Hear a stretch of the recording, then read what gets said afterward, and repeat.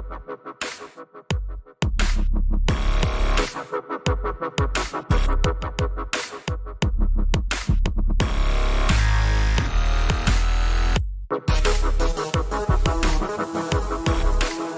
by the sound of violence. And you think these, and this is, by the way, there's no commission in this particular case since they're self-regulating, but you think Nevada is going to do anything if you believe Herb Dean to be in the wrong? You think they're going to do anything to like censure him, reevaluate his training, right? No, they're not going to do shit. They're not going to do anything. These commissions have absolutely rigged the system in such a way as to never be accountable for failure, never be accountable for questioning, never be accountable for transparency.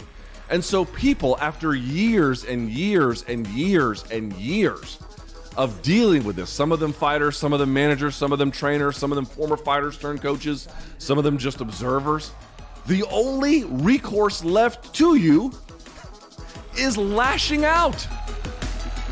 That's it.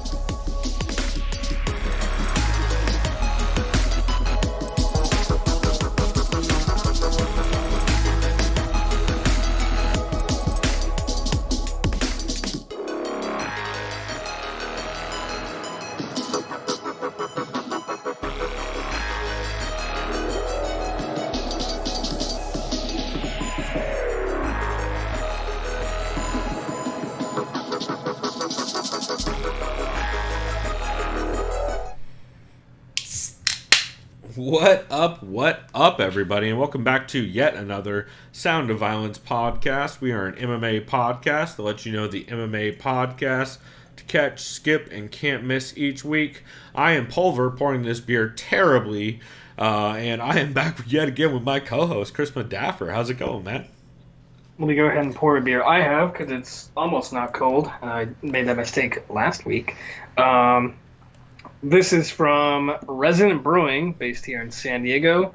It is Chris called is getting right into our Doug Sanho presents. Or fuck, every week I fuck this up. Papa Vodka presents. Doug I'm just Sanho a presents. nerd who likes my beer a little bit extra cold, and I don't want it to sweat. So that means Chris is actually a fucking beer noob, and he likes it all fucking awkwardly warm. But we can all shame him later. It's just bad timing. I'm like, hey, let me go get my beer out of the freezer, and then we wait like 15 minutes. Like, all right, we're ready. Well, that's true. We end up blabbering before and after and during the show a lot.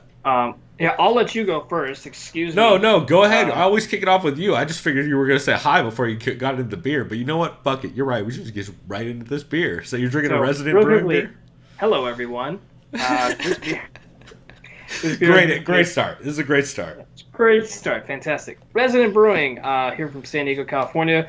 Chasing Galaxy Hazy IPA. Ooh, have not had that. Yeah, it's, let's see, what are the hops? Actually, I don't know. Australian. Yeah, go ahead. Australian Galaxy hops, hence the name. Bright aromas of peach, mango, and tangerine peel. Nice. Yeah, so sounds kind of like one of the luponic distortions from Firestone a while back. Firestone, yeah.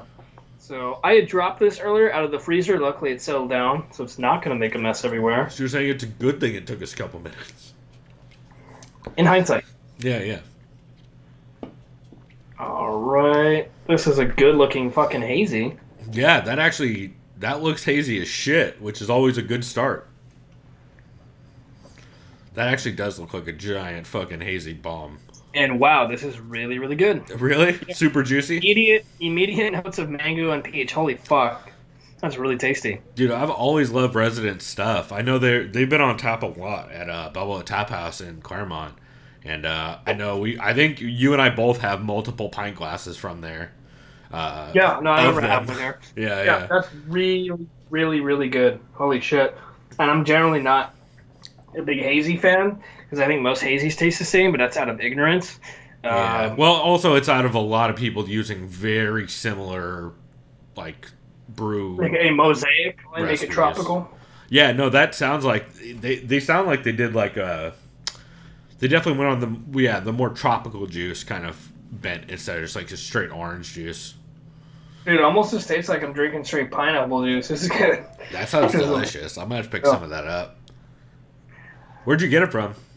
Jimbo's. Hey, shouts out to Jimbo. Dude, I love those guys. Oh, by the way, same people who own Balboa Tap House and same people who own Par Liquor. Those guys have been great to us over the years. Shit, they were an unofficial sponsor of our show back when I used to live like right across the street from Par. Yeah, no, We used to get beer there every week. So those guys have always been really good to me. So big shouts to them. That's dope, man. Speaking of Claremont brewing institutions or beer institutions, I am drinking Society's beer that they just came out with, Good to the Public IPA, which was kind of they said it was mostly they wanted to, since I believe it's National Park Month or something along those lines. And so they want to do something that, like, hey, if you guys are out and in public and the parks are open, here's a beer that would be good for, like, camping or hiking or that kind of thing. And it's just a fucking delicious IPA, like every single Society IPA. It's just super clean, refreshing. Also, shouts out to the Society 2-year anniversary glass I'm drinking it out of, which is a big reason why I poured this terribly, because this is a stout glass, not an IPA glass. But figure I gotta be on brand, right?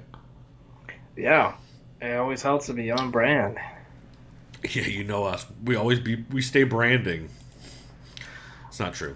If it was, we would have consistent branding across platforms, which we do not.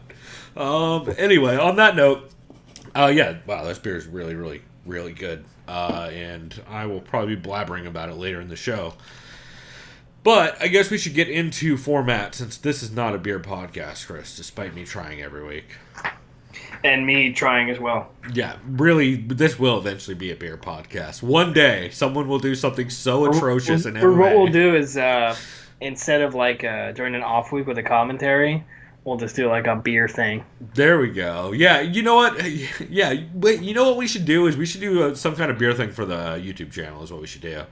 But obviously try to play it safe, right? Just do like 5 ounces at a time of like different beers, or maybe do like 5 different beers. I was gonna say we should shotgun 5 beers, but I see how our differences might. You know what? We'll discuss it off air. If you're shotgunning a beer, you usually want it to be something that's like water, like a Coors or Miller. Nah, dog. I was thinking about shotgunning Imperial Stouts. Like, you know how those AleSmith Speedways come in 16-ounce cans now? I was thinking, let's just get going, bro. Do you have a cup for me to spew in? No, bro. You're going to need more than a cup if it's a fucking 16-ounce or 12% stout. I think that's I guess that was my failed Wayne's World reference. You know? Yeah. No, I got you. I actually almost watched Wayne's World yesterday, but instead I watched I think it's called Blunted House. It's not good. Don't recommend. Doesn't sounds like low effort title, low effort movie. Imagine if they made a house where when you walked in you got blunted house. It's exactly what it's advertised. This is the segment in the show every week where Chris thinks that someone's breaking into his house, and 50-50 really. It's Claremont. No, I thought my roommate for a second was getting murdered, but I think he's okay. Also possible. Actually, I probably should. Nah, he's fine. Yeah. He only yelled once. Yeah, that's true. You always yell twice if you're gonna die. That's the rules, right? All right. Well, on that note, now that we've segued beautifully into our first segment, Chris, why don't you start us off with the MMA podcast? Oh shit! I always forget we have a news segment, dude. I'm so bad at hosting shows. Why don't we do this? All right. News this week: the writer and the fighter. Oh, go ahead. Well, should I get into the shitty news first to get out of the way so we don't have to talk about it at all? You can. Let me get through these two because they're like one note, and then you can get into the shitty news that. Yeah. Well, I don't even know that we even need to really address it other than, like, fuck that dude. Yeah, good point. Because I already know you know what I'm about to say. Yeah, I have a feeling. I almost made a reference, but I'm like, I'm not going to do it. Yeah. Anyway. Yeah, never mind. I almost made like 3 references, but anyway, we're just moving on gracefully. The writer and the fighter lost an ep this week, unfortunately. Happens to the best of us. We've all fucking been there, and so shouts out to them. They said that David did say on Twitter that they'll be back next week, so I'm excited to hear that, and kind of I'm interested to hear. I always appreciate Jake's reflections on fights. I always find it really interesting. He's one of those dudes who like always wears his heart on his sleeve and is just very honest. I don't think he has it in him to not just be an honest, like, motherfucker about everything. And so I always appreciate hearing him post-fight, win or lose. Like, I always find it really interesting. So unfortunately, they did lose the ep this week, but I'm excited for next week. And then also this week debuted, and unfortunately, I didn't realize it until literally we started this show. And I was like, fuck, that's what I forgot to listen to, which is Ablamos MMA, episode 1 with Denny Segura. Okay, nice. And I didn't listen to it. I'm going to get to it. I'm also going to listen to next week's episode. They're probably going to take me like 3 or 4 hours to get through because I'm going to have to keep pausing and trying to like slow it. I'm going to have to listen to it like, rather than listening to 1.25 speed, I'll have to listen to like 0.5 speed and try to just like pick words out here and there because my Spanish is not, I can't do it real time. I can do it like in chunks in real time, but I can't. Once you go like a sentence and a half in, I just start catching like every fourth word. So it's tough, but that's tough. But yeah, shouts out to No Life Chat. That's right. But yeah, big shouts to Danny Segura's show, and I don't really know. I think Rodrigo Del Campo, rather, because he's Mexican and he lives in Mexico. I believe he does some Spanish MMA podcasting stuff that I need to check out. I know he's involved with a lot of the news outlets down there and stuff. So I don't know if it's technically a podcast or if it's more of like a show or what. I need to do more research on that. But yeah, it's cool to see someone like Danny do a show like that because it's much needed in the sport. And I can't name another. I mean, apart from if Rodrigo has one, I can't name another one. So. At least off the top of my head. Like, do you know of any other Spanish MMA podcasts or Spanish-speaking MMA podcasts? I mean, there's podcasts that speak Spanish, but they're not, like, Spanish on their own, you know? Yeah, I'm trying to think of MMA. Because I know, like, there's a lot of...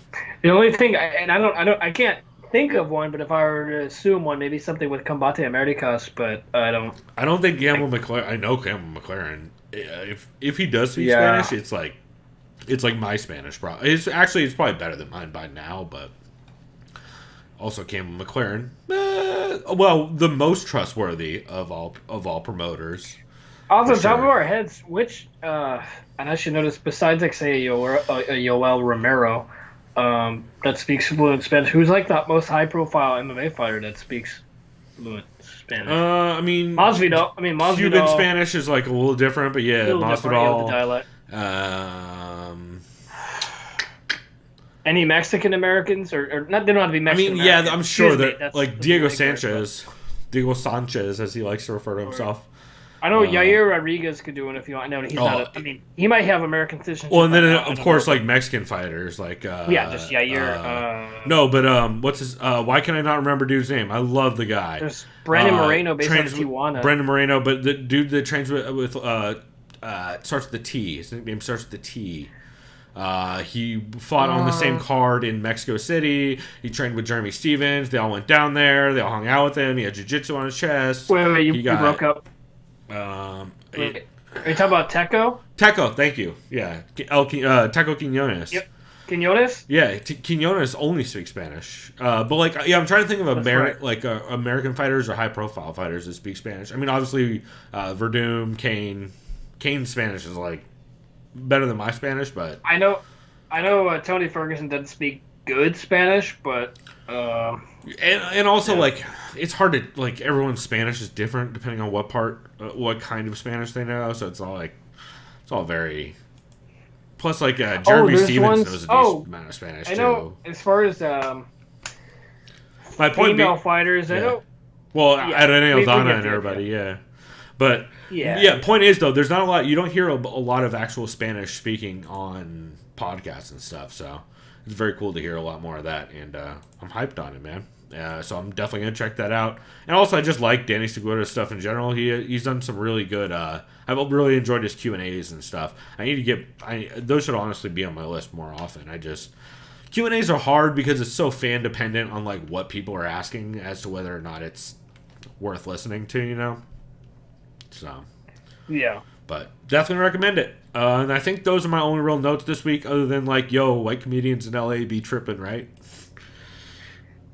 Dude, like it's you know how we've talked about just the whole, and we won't obviously go into detail because it's not, and that's not what our podcast is about. But all to say is Hollywood and LA and anywhere near LA, especially if you're a comedian, not surprised. Is all I'm gonna say in regards to bad shit going on. And I'll just leave it at that. Also, shouts out to OBS for completely ruining your camera, but keep going. Oh, my like a little like. You're a sliver.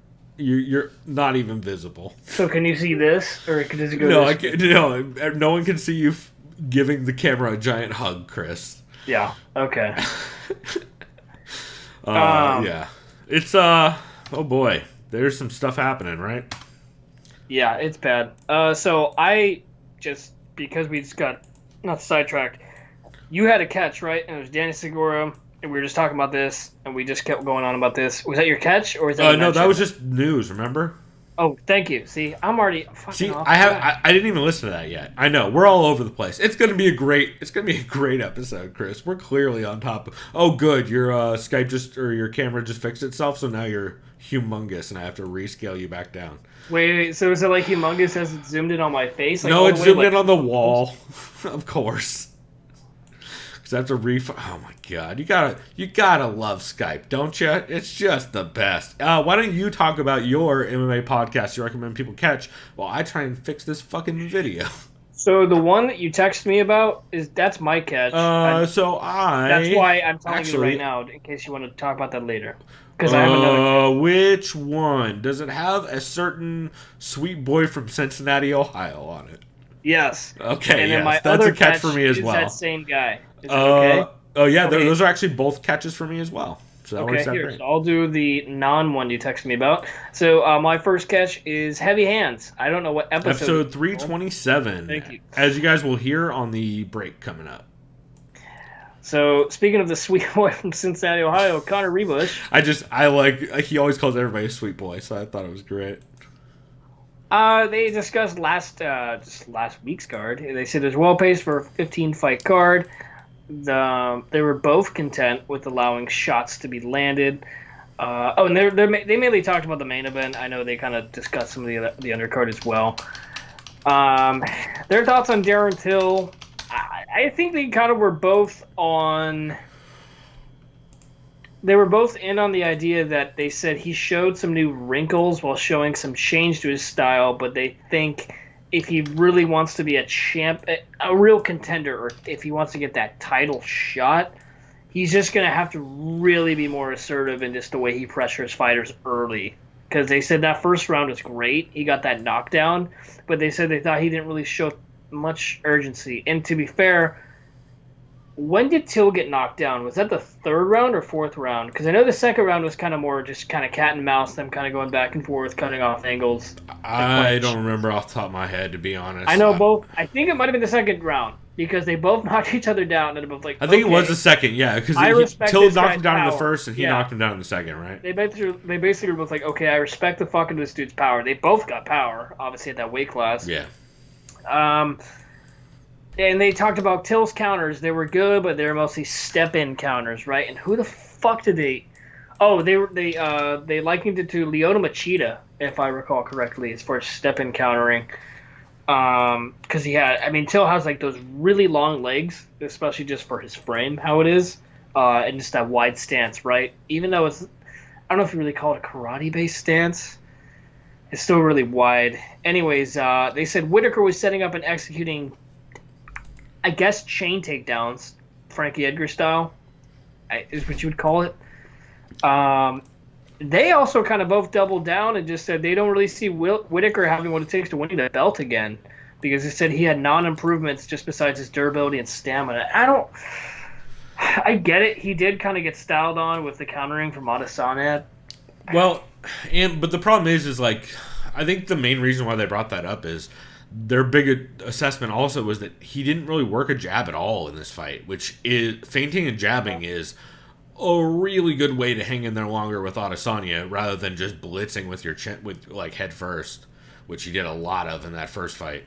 And we didn't see a ton of jab work from him in this fight. Then again, Till's southpaw, which sometimes makes jabbing weird, depending on the comfortability of fighters. I believe the Fight Site guys talked about that this week as well. But yeah, it's one of those performances that like Whitaker. You could see Whitaker compose himself after that knockdown in the first and kind of recollect himself and put a more consistent game plan together. But also Darren Till is one of those dudes who forces weird exchanges like that, where he's pretty content to just sit on the outside, so and just pot shot basically. So yeah, I know. Weird fight. They both also discussed they think that if a round is close enough, the judges should call it a draw. Okay, sorry, I could take my second headphone out because there was a baby crying next door. Even with my window closed, I can hear it, and it was annoying. I think we're good now. I can't catch it, yeah. So they scored round 4 a draw. And I don't hate that. Yeah, and I remember while watching... Then again, we do have Shawnee Podcast, a.k.a. Shawnee Scoring, a.k.a. Shawnee Scorecards in chat, so he'll definitely let us know why that's ridiculous. Yeah. Yeah, they talked about that. They talked about Dan Hardy calling out Herb Dean. God damn it. Now my brother's joke is always in the fucking... Ever since my brother literally was like, what's his name? Herb Dean? And now Trevor and I are like, yes, his full name is Herbal Dean. Dude, Herbal Dean is... First off, it's a great conditioner. Yeah. And second off... Oh, Sean Sheehan just straight red faces in chat. Yeah, no. Well, I do believe Sean has a long history of disliking 10 rounds as well. So, what are your thoughts on Dan Hardy calling out Herbal Dean? We talked about it a little bit on our show on Sunday. That's right. But... Oh, yeah, we already talked. Well, yeah, but, like, I feel like it's just gotten more clear as the week has gone on that, like, while Dan Hardy... all of that happened because Herb Dean is the only one in the arena who couldn't see the fact that like, dude was not doing anything. Jai Herbert was absolutely just unconscious with his hands near his head, and then everyone in the world was waiting for Herb Dean to call it off, including Fernaldo. And Herb Dean was like, let's see how this plays out. So, I don't know, man. He can defend it however he wants, but it's not a good look. And then after that, I didn't really write any notes my favorite on the preview of this card for this week, but we'll get into that in our next segment either way. But, my other favorite part of that podcast from the Heavy Hands episode 327 was the Zane's dadness scale for light heavyweights moving up, which is fucking amazing. And then the other thing that's great... you mean Phil? No, they talked about Zane has a dadness scale. Okay, sorry. I thought you were saying Zane again. Cause No, I do. Dude, I fucking mix up. I know who I'm talking about, but depending on the show, I've done that on Twitter before, too, where I've accidentally said vivisection instead of depressed us, and I'm like, fuck, god damn it. No, but Zane has the dadness scale of, like, if you're light heavyweight moving up to heavyweight, your amount of dadness directly correlates to your ability to move up, which is a fucking great scale that seems to pay off every single time. And the other great thing was they talk about, which you guys will hear on the break, Antigolov's worst brain thinking nomination in this card. And I believe he was referred to as the Cody Garbrandt of submissions in this clip. So pretty good. They also break down the card, and I really like their take on Edmund Shahbazyan versus Derek Brunson. Just kind of the inconsistency in knowing what the fuck Brunson is going to show up in comparison to Shahbazyan, who has never fought a southpaw, and he's a jab-heavy fighter. That's the one thing I jotted down. Is we have not seen Shahbazyan. Yeah, Shahbazyan. You're right. I just call him Shabazz. Shabazz fight a southpaw yet. Yeah. And especially since he's so jab heavy, which I thought was a good observation. But then again, like Connor noted, absolutely Brunson is not necessarily someone who's known for his super slick defensive boxing game. So who knows? But yeah, really good episode though. I really liked Heavy Hands. I enjoyed it as well. I mean, I feel like they are on our list almost every week, and for damn good reason. Cause just go to RMMA on Reddit, and a lot of people like.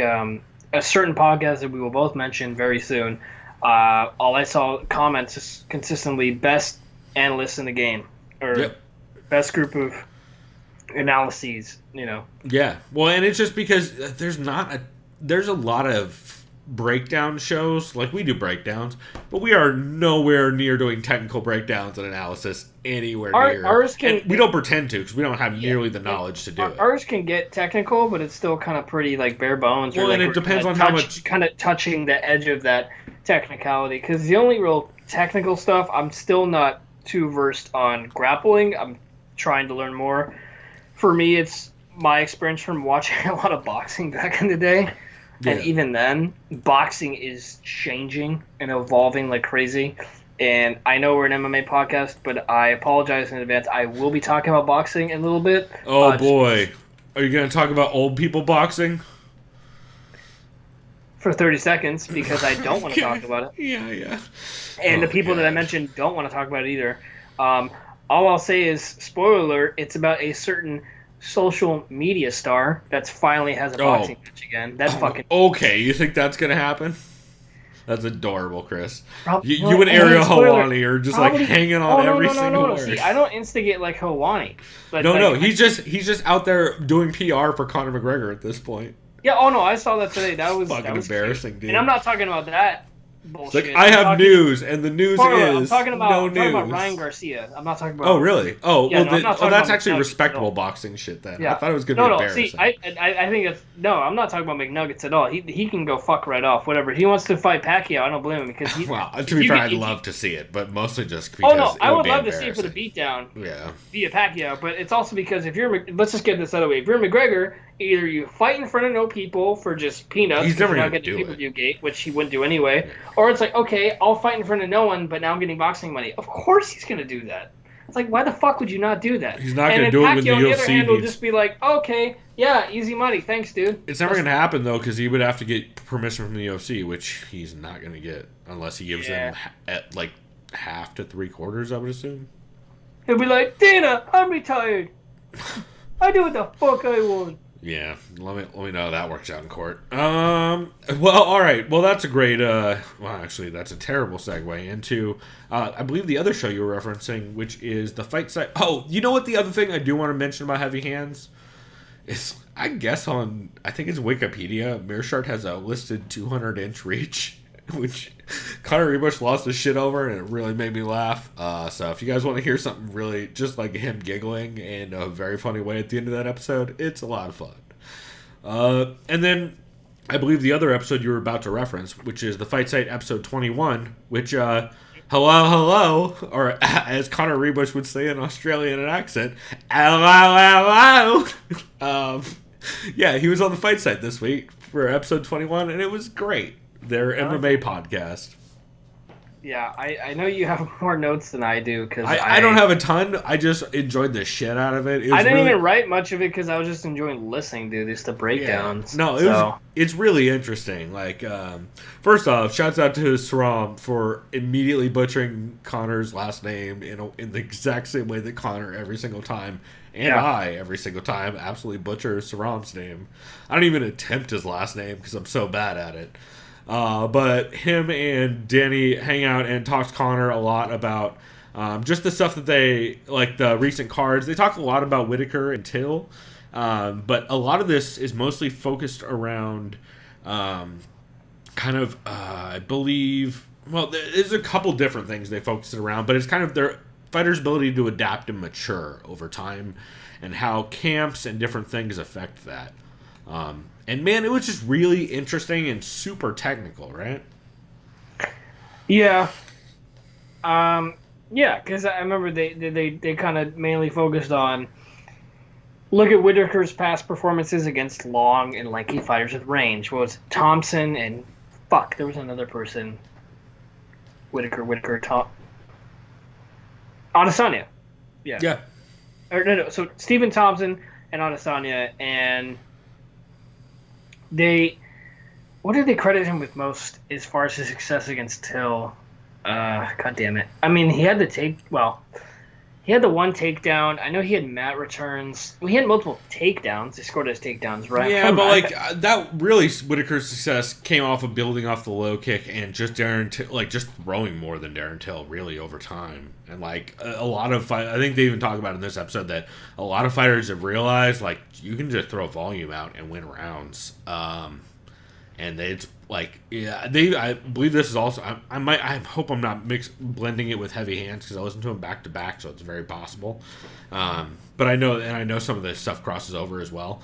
But they also talk a little bit about just Darren Till was landing really clean shots, but just not nearly the volume, and so it kind of leads to those weird moments where, and the other thing they really credited was this is the first I believe they mentioned this on both heavy hands and the fight side. This is the first performance we've really seen from Darren Till where he actually counterfought, where he's actually like counterpunching consistently, because he really isn't much of a counter puncher. He'll pressure and then throw like off of your own, like he'll try and do a lot of fade back left hands and stuff, but he doesn't, not really a counter puncher specifically as much as he was in this fight.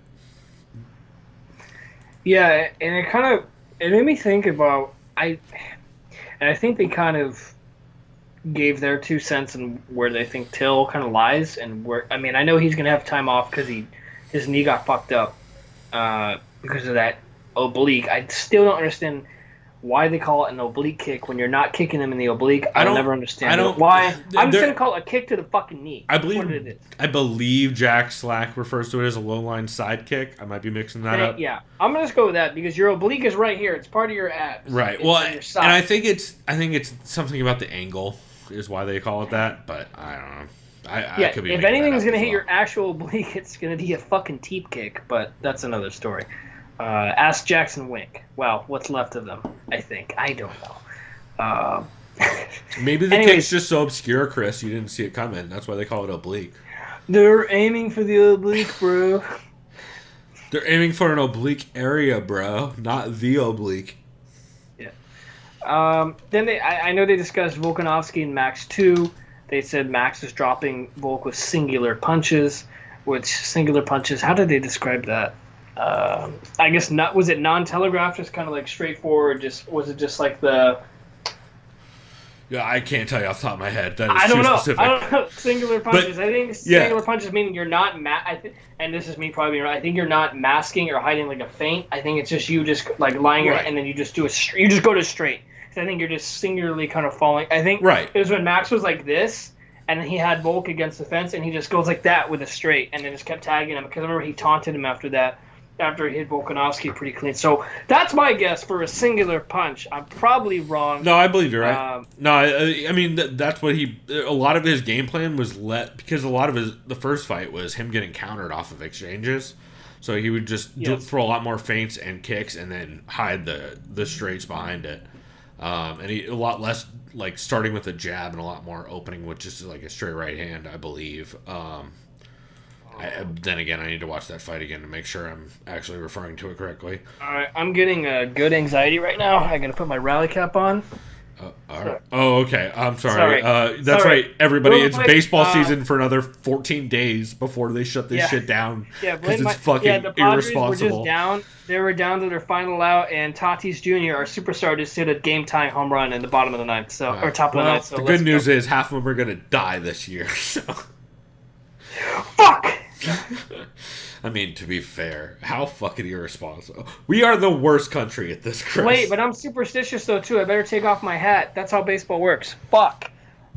Put it on the bed. That way it'll work out fine. No, it is. It's right here. I'm looking at it the whole time. That's how, like, half of me, like, as we're recording, I'm, like, looking at the Padres hat. You can't put the hat on the bed. That's also a superstition.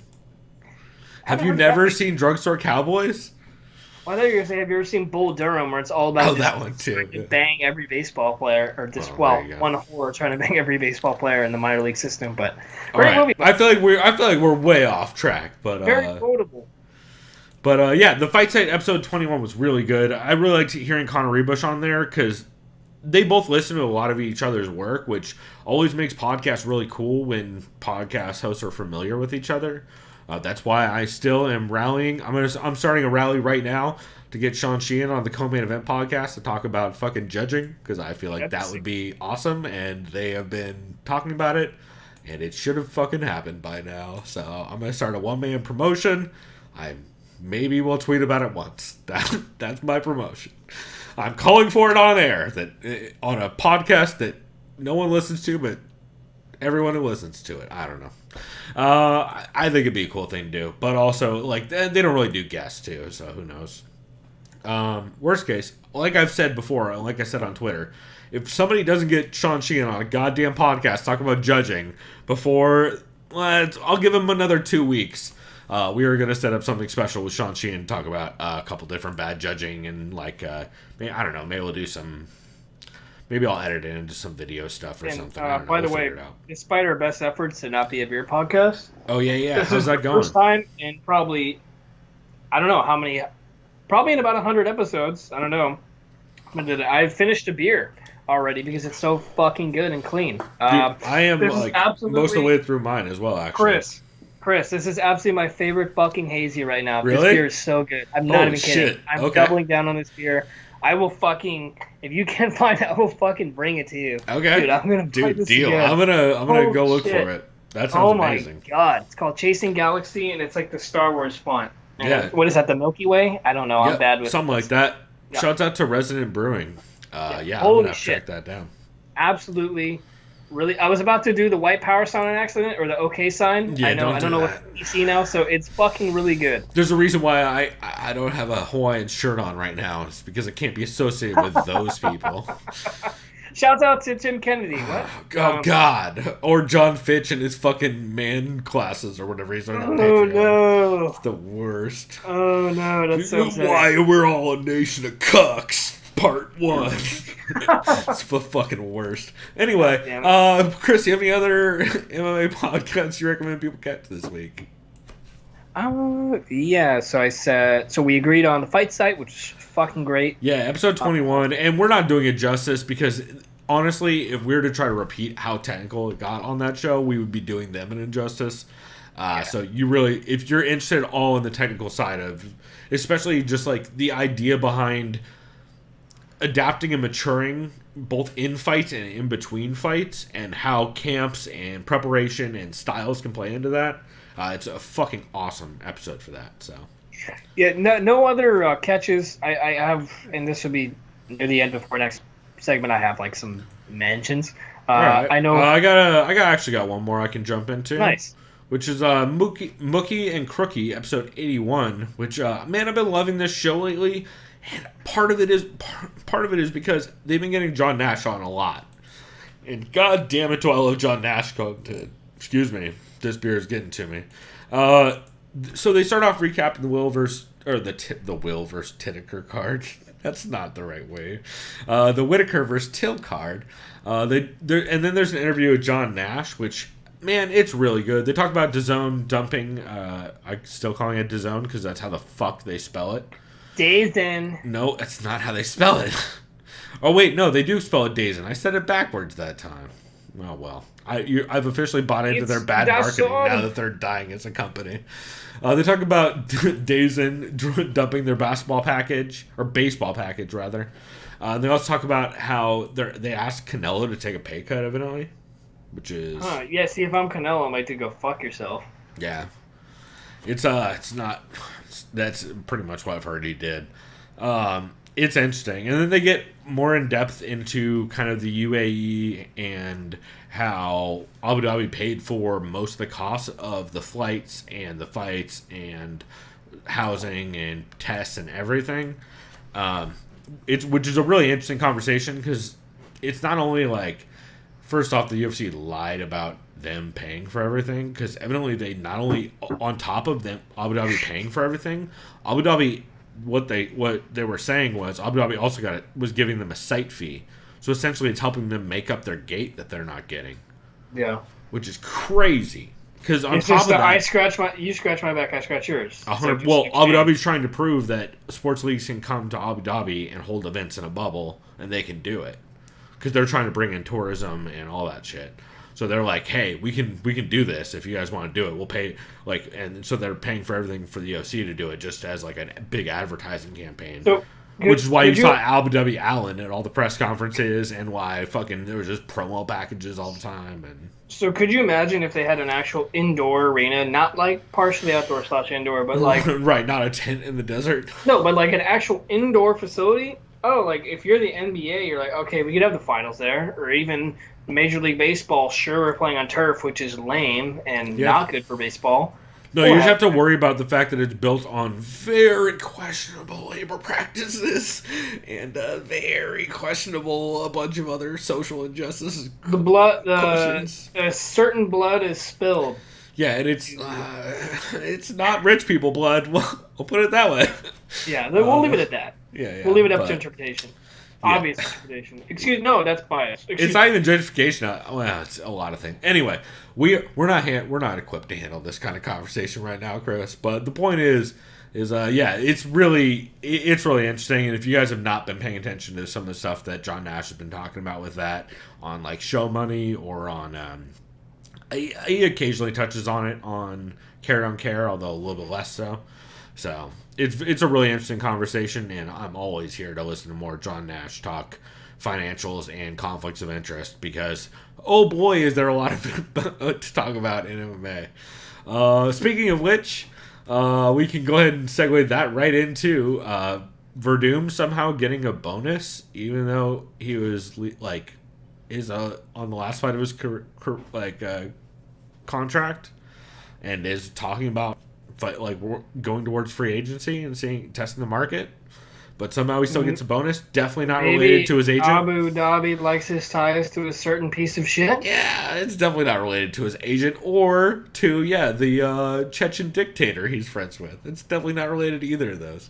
The NSAC also, they talk about them not disclosing, and the Nevada State Athletic Commission not disclosing fight purses, which we've discussed last week, which is really interesting. And then Steffi Haynes goes real hard on Stacey Alonso and all the conflicts of interest about her being in the commission and also a Station Casino employee up until 2018, and her being a big part of the reason why that bill got passed. So interesting stuff, and definitely worth checking out for sure. Nice, man. Yeah, we'll check that. I to be fair, I haven't listened to Book and Crook in a while, and I like it. Fuck? That show and Level Change are both really good. I wish I had more time to listen to Level Change. When we do Friday podcasts, it's hard to listen to shows that came out on Friday. But when was the last time we actually recorded on Friday, right? Well, that too. Yeah, that's why I've been able to talk about it in the last couple. So yeah, spoiler alert: my days off got changed without my consultation. Shouts out to the brewing. Shouts out to the brewing industry in 2020. To be fair, I'm gonna miss having Sunday off though. Fuck. Yeah. Whatever. It's all good. Okay.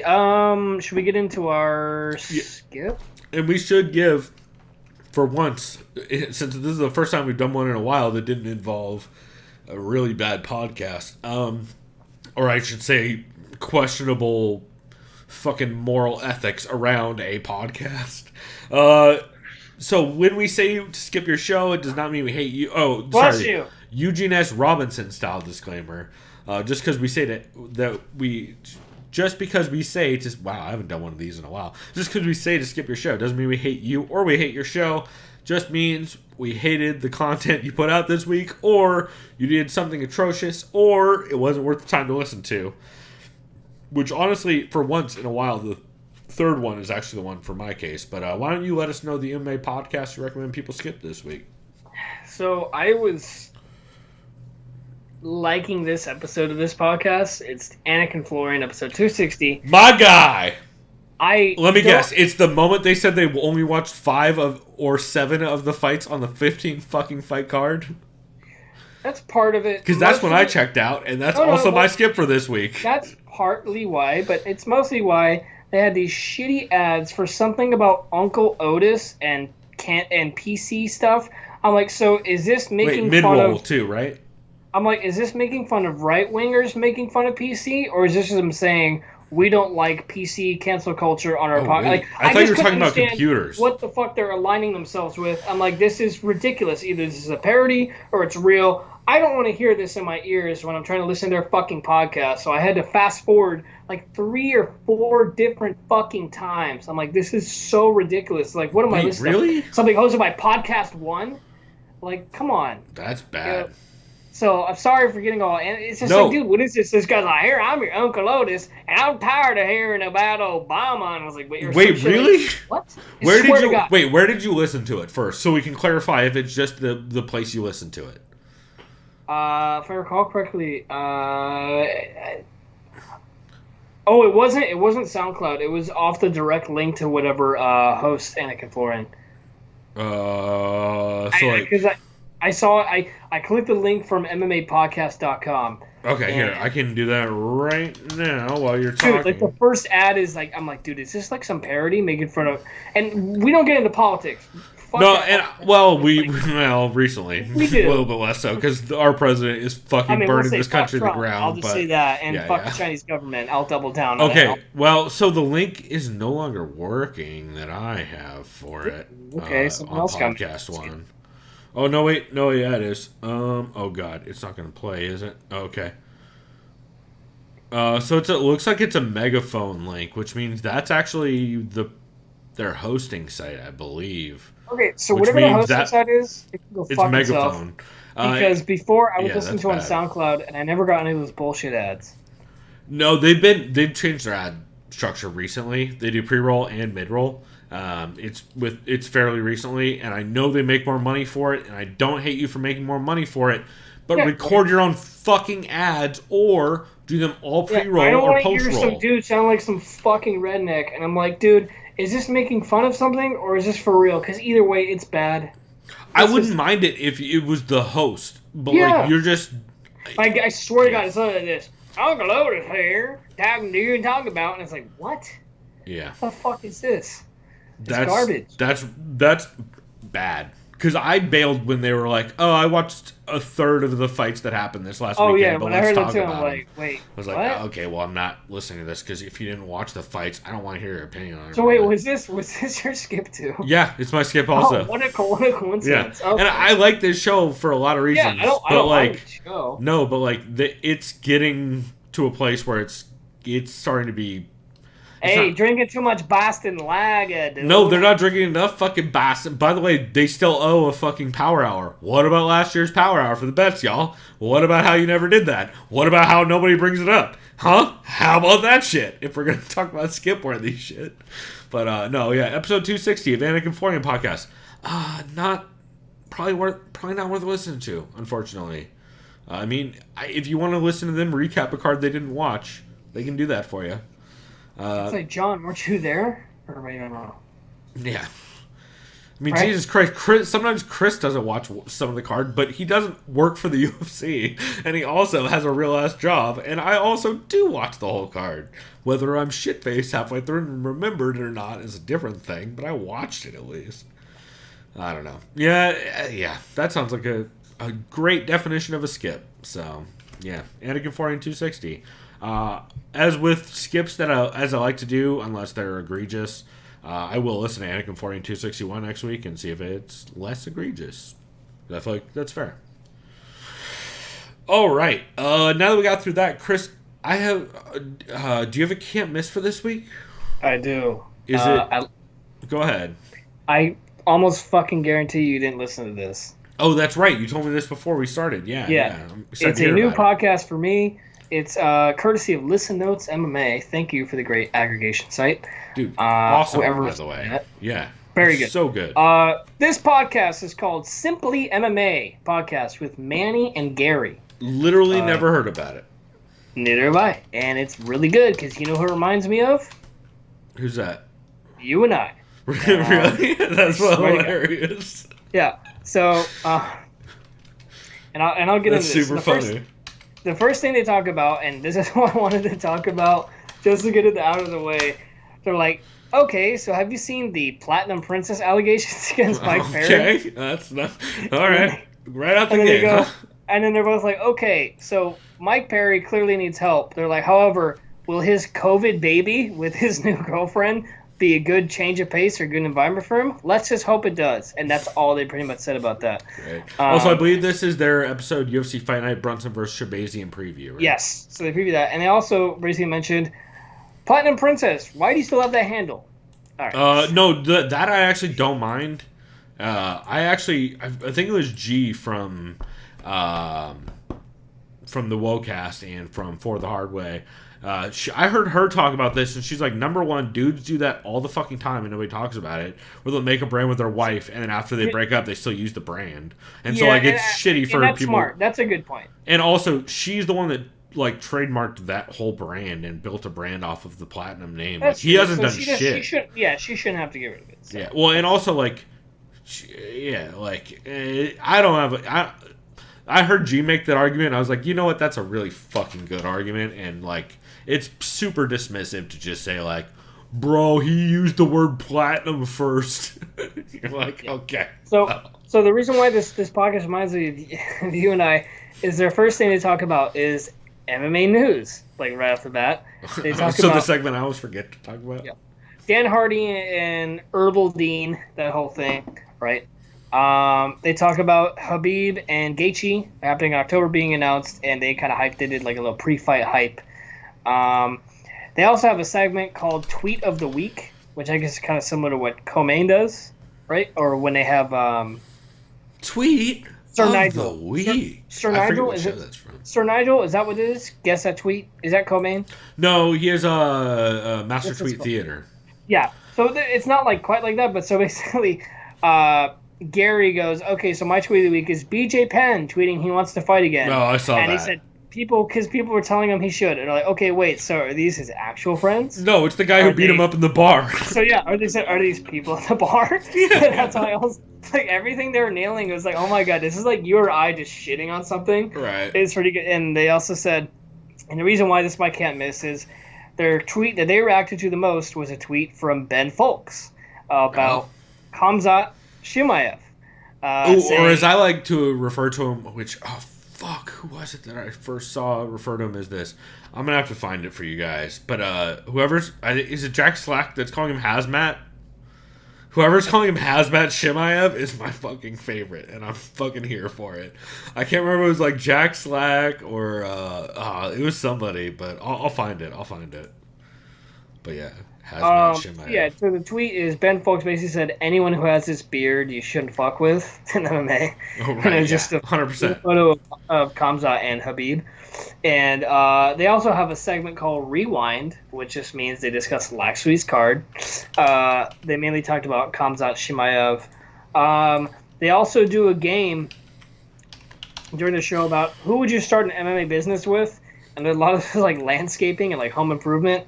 One of them said Chase Hooper and TJ Dillashaw, and Manny said Gary said Megan Anderson and Chris Cyborg because they're both really tall, and Chris Cyborg could be security, and Megan Anderson could clean the rain gutters in their house because she's so tall. Jesus. It's so random, but it was kind of funny. It was fun.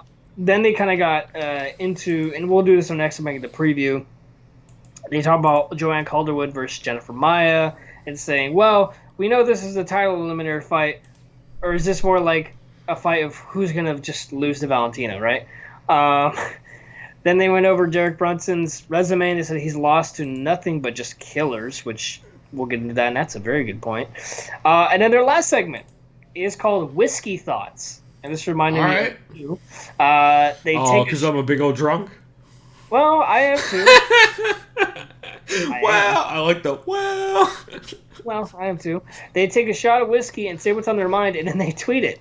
All right, I fucks with that. I like this show. You're right. This is a great sounding show.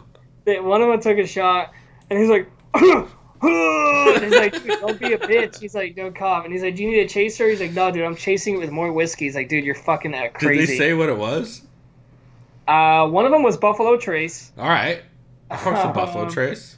I can't remember the other one, but it's hilarious. And then great. the other guy, I think it was Gary or Manny, his whiskey thought is, I really wish Robbie Lawler was still champion because every fight he does, no matter what, even when he loses, is just a badass scrap. And I'm like, okay. Yeah. Hard to hate on that. So, yeah, that's my can't miss and new. Yeah, that sounds fucking great. I am definitely it's subscribing to that it's show just right called after this. Simply MMA is the name of the podcast with Manny and Gary. That sounds hilarious, and I'm definitely subbing. It reminds me of a couple shows I used to listen to like forever ago. So I talked to Josh, who used to host Treehouse Chronicles. Reminds me a little bit of that show, but with more booze. That's great. Man, I haven't thought about Waka in fucking forever. I guess Josh used to also go by Waka 420, I believe. God damn it, dude, I'm like, sorry, real quick. I know this is. I'm trying not to do this, but like, God. I'm Twitter's openly ruining something.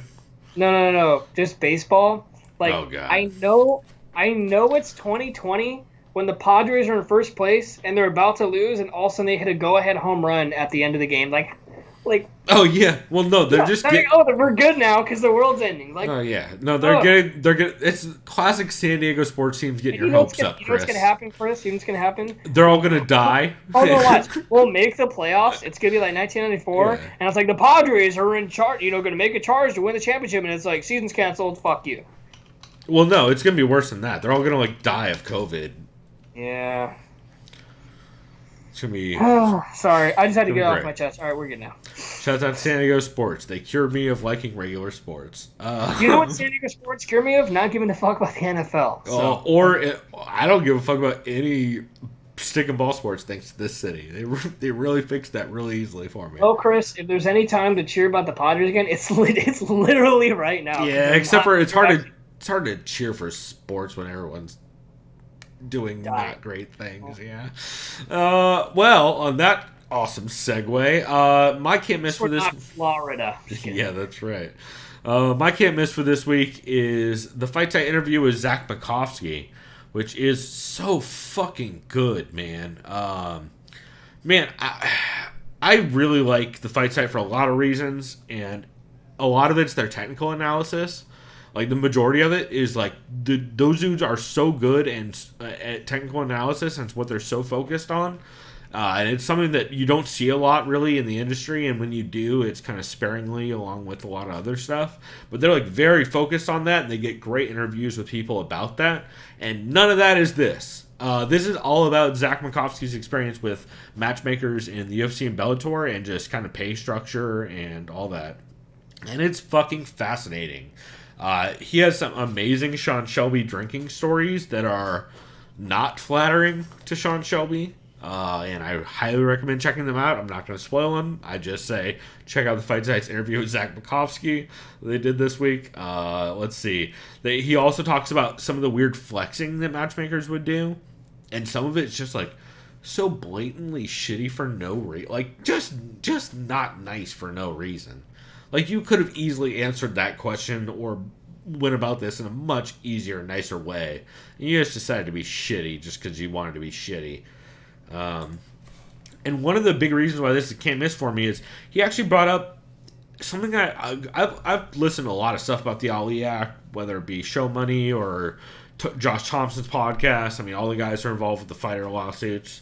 I listen to a lot of this stuff. And one thing I haven't really heard brought up, at least so succinctly before, is Zak Makovsky ponders like, yo, so the Ali Act, the whole idea behind it is when you pass it, then essentially promoters have to bid on a fight to be able to promote it, right? It's the whole idea behind it. No one has the money to outbid the UFC, ever. Or if they do, it's like very rare circumstances. So like 90% of the fights are still going to be in the UFC. And like if they really want to, they can just outbid people. And it's like, unless Viacom really wants the fight for Bellator, it's probably going to be in the UFC regardless. So it's really not going to make a difference. Which I thought was kind of an interesting point. I mean, part of that also, though, is it will mean they will have to negotiate pay structures. I would think would be a big part of it also. But I thought that was an interesting point, that it wouldn't necessarily mean the UFC goes anywhere. It would just mean the UFC might have to pay differently, you know? Yeah. Because the odds are nobody can keep up with them if they really want. Like, if fucking Douglas Lima and Kamaru Usman were going to fight, like, good luck getting Viacom to outbid the UFC for that. You know? Which is yeah. It's like, dude, I would love that fight. It would be great. But also, I think Lima gets wrestle fucked a little bit. Yeah, I think Usman wins that fight. Yeah. But To be fair, there's not many fights I don't think Usman wins unless he moves up. And I don't think he has any reason to. No, why? Because if he goes at 185, I think he loses to a couple at 185. I mean, everybody's so much bigger at that weight class. That's such a big That's the main gap. reason why. Because it's like Usman is huge for 170. It's not because he's 6 foot. But he's not like huge. It's because he's bricked up for 170. And strong. Yeah. Yeah. So he's got that wrestler build. The one fight, and I know this will never happen, and I would love for it to happen, would be Khabib versus Usman. I mean, I probably still lean Usman in that fight, but. I would too, but I think just because of size. I like Khabib's chances though in that fight though too. Either way, like that'd be kind of fun. I'd love to see it. It'd be a lot of fun. Yeah, but that's and then mostly because I just obviously love a prime GSP versus Usman would be cool, but that's obviously that well. Yeah, probably better chance of an out of prime GSP fighting Khabib at this point, but then they'd have to pay him the farm. 100%, and I don't want to see that either. I'm not. Neither do I. I'm happy with GSP where he's at, and I don't want to be sad about GSP. GSP is the one guy we cannot be sad about. Let's just keep it that way. Yeah, there's some really interesting discussions in this, though. Like, apart from the Sean Shelby stories, which are fucking incredible, he also talks that he signed for 10-10 on 10 days' notice. Zach did, and he asked him, like, yo, if you were to redo the UFC contract, like, what would you do differently? He's like, I don't know. I don't know that I'd do much differently. It'd probably go about the same. I guess I'd maybe try to befriend the promoter. That's about it. Like, because it's not like you can negotiate differently, really. And another thing he brought up that I found really interesting is he talks about the show-win model in the UFC, and he mentions rising contracts, how essentially you have a slightly higher base pay. Rather than a show-win, you have a slightly higher base pay, but then if you have a finish bonus. So, like, the UFC always argues, like, oh, well, we do show-win so that people are motivated to win.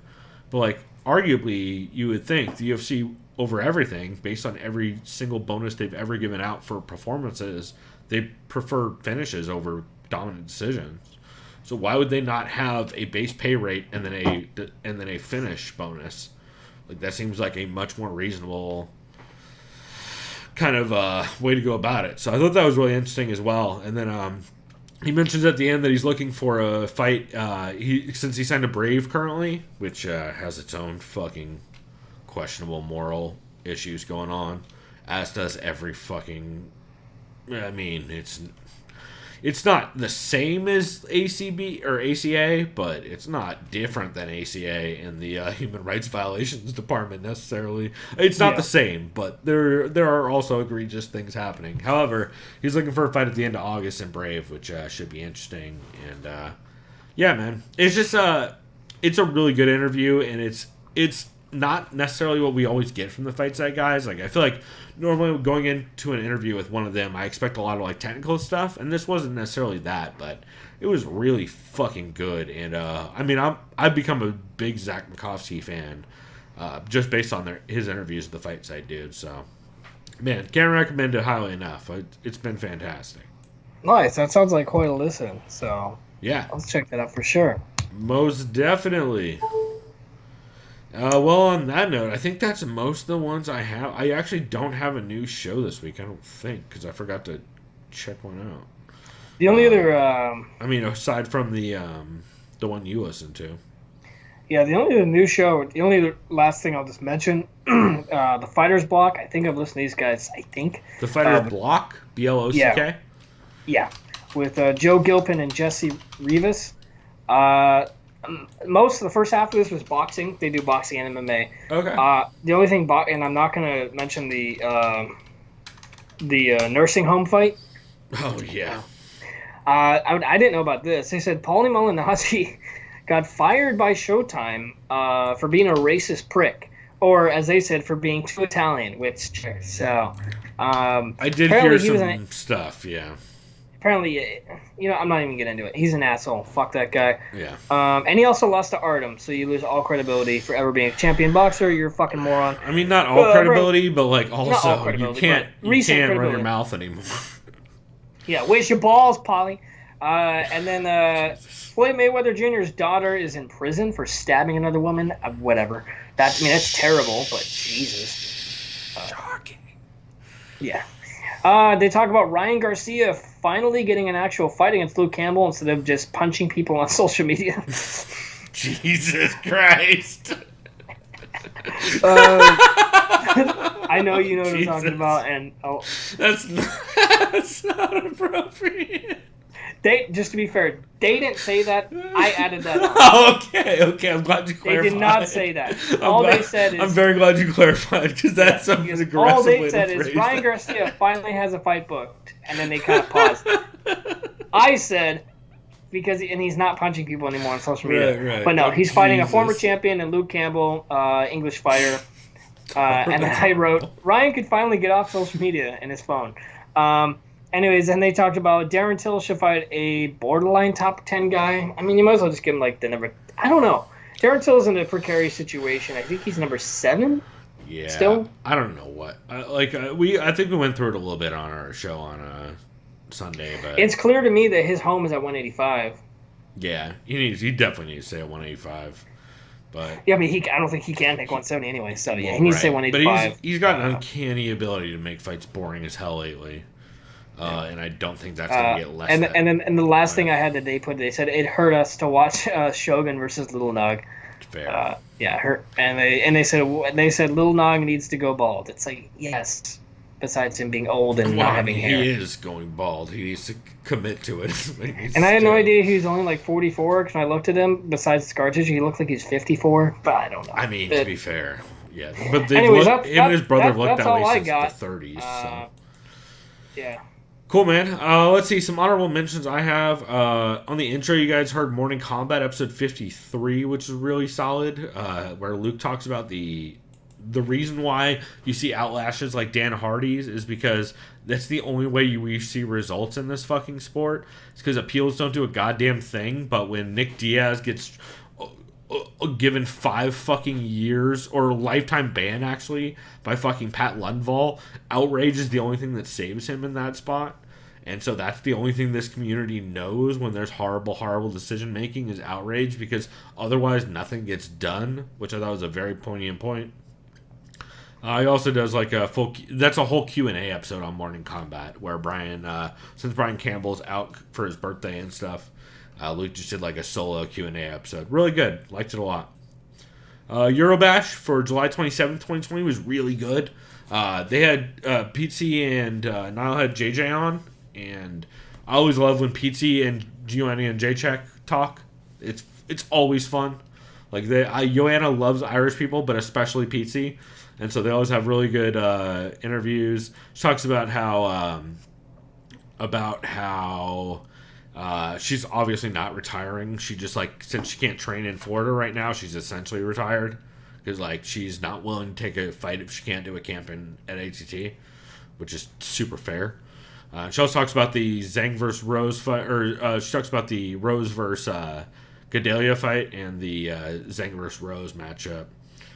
Yeah, just a lot of fun. The Wocast, The Punishers, is really good. That's the For the Hard Way episode with G, Mike, Kairos, and Chisanga. And yeah, really good one. That's where I heard G talk about the Platinum Princess stuff, and I really enjoyed it. There's also some funny shit about G getting dragged by football Twitter and stuff like that. It's a lot of fun. Severe MMA episode 272, we saw Sean Sheehan drop in chat. It was a really good episode from them. Just really interesting talk about kind of the Whitaker versus Till card overall, some scoring talk, and then, by the way, I could listen to Sean Sheehan say, an Amba in 2020 over and over again for my entire life. It cracks me up every time he says it. And every time a dude gets subbed with an armbar, I hope to hear that on his podcast because it cracks me up every time. Care Don't Care for UFC Fight Island 3 recap was really good. Talk about Herb Dean's bad stoppage and Verdum saying he's leaving, and then they preview the card with John Nash and Eugene S. Robinson. A-Side live chat for July 29th was solid. They had Sarah Kaufman on as a guest, which was cool. She talks about training with JoJo in Vegas for the lead up for this fight this weekend. The Weekly Scraps, episode 90, Steve Lee guested. Which I love Steve Lee on that show, man. Aljo should just make Steve Lee a permanent co-host because Steve Lee is my favorite guest on that show. I think he's fucking great. He has great takes on fights. He does his homework. Dude watches all the fights. Dude, I just love Steve Lee on that show. And they also talk about going to a 4th of July barbecue with Marab, where Marab was just like half drowning people in the pool. Because they were just wrestling in the pool, and Marab's just like just wrestling the shit out of everybody.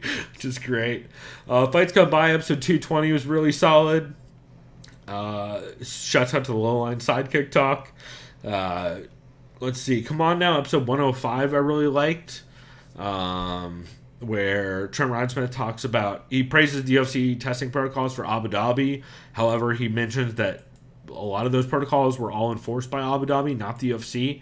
And you can see how now that they're going back to Vegas, a lot of their protocols are becoming less kind of consistent, and they're not doing the quarantines and stuff like they should be, like they were in Abu Dhabi, which is interesting. Protect Your Neck was really good. I love Dan Tom's comments on the Herb Dean stoppage. The MMA Vivisection for UFC Vegas 5 was dope.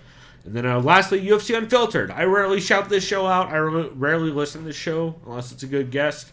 But July 25th, 2020, they had Action Bronson and JoJo Calderwood on. And they were both really good. Talk about Matt Serra being on Fuck That's Delicious back in the day.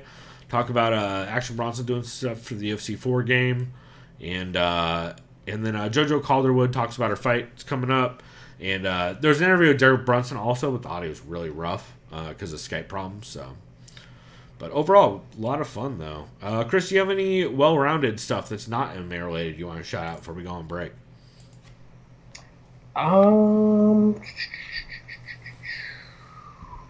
Yeah, God damn it. Two Bears, One Cave, the podcast with Tom Segura and Bert Kreischer. Not canceled yet. What's up? Not canceled yet. Not yet. But there's just funny because they call former defensive end, all-pro end for the Tampa Bay Buccaneers back in like the 90s and early 2000s, Warren Sapp, and they convince him to have I forgot they did a fucking Warren Sapp episode. And it was hilarious because he kept calling Tom Brett, even though he meant Bert. No way. Because they kept passing the phone back and forth. It's a pretty hilarious. good bit. And they both try so hard not to laugh while they're talking to Warren Sapp. I want to get... This is all part one of David Golden from the Writer and the Fighter and Jake Smith from the Writer and the Fighter. It's all part one of their plan to eventually get Bob Sapp and Warren Sapp on the same podcast with Bert and Tom. Yeah. And I'm here for it. I think it's going to be great. Two Bears, One Cave, Two Sapps. I think it all, the 2-1-2, all back at it. I think it's going to be great. But yeah, man, that's great. I'm going to check that out. I saw it come out, and the first thing I thought of was like, oh man, David Golden and Jake Smith must be so stoked on this. That's hilarious. The couple things I had, speaking of Fuck That's Delicious with Action Bronson, I did watch the Season 3, Episode 9 episode that Matt Serra was on. It's fine. I like that show a lot, so like I could watch fucking Mayhem Loren and Action do fucking anything. But watching them do a little bit of jiu-jitsu while Mayhem just frowns in the background, being like, I don't know about all this shit, is real good. Real quick, I follow Action Bronson, I think just on Instagram. Has he been doing like a new diet regimen? Yeah, he lost he said on the Unfiltered, he lost like 85, 90 pounds, something like that. Yeah, because I saw him recently. He hasn't like shown his face on like his post, and I think he's been doing it on purpose. And I saw him recently, I'm like, dude, either this dude trimmed his big-ass beard, he slimmed the fuck down. Both, like, this dude yeah. And, man, good for him, man. I know how much he loves to eat, and that's a big part of his lifestyle. But seriously, good for him. I think that's cool. Because, he could still be, comfortable with how he is and still eat. But I think that's cool, man. And I'm glad and Action seems to be in really kind of a good, comfortable mood. I don't know. Yeah, for sure. Yeah. Let's see. Some other stuff I had. Oh my god, dude! Have I told you about Sixth and Jump yet? What's it called? Sixth and Jump. No. So what is that? Ari Shaffir, Big J Okerson, and Dan Soder have a podcast where they are rewatching the 21 Jump Street series from episode 1 on.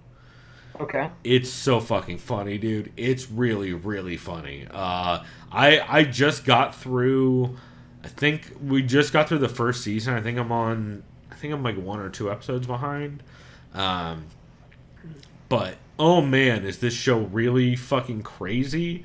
And just their recaps are hilarious. Unfortunately, so for a while clearly they don't know a lawyer, because for a long time on YouTube they were just literally doing a Zoom call where one of the screens was the show on YouTube, and they were just commenting over the top of it, and then it took 18 episodes before they actually flagged a video. So I don't know how they got away with so many, but they finally got flagged by the company who puts the videos on YouTube, which they're allowed to do.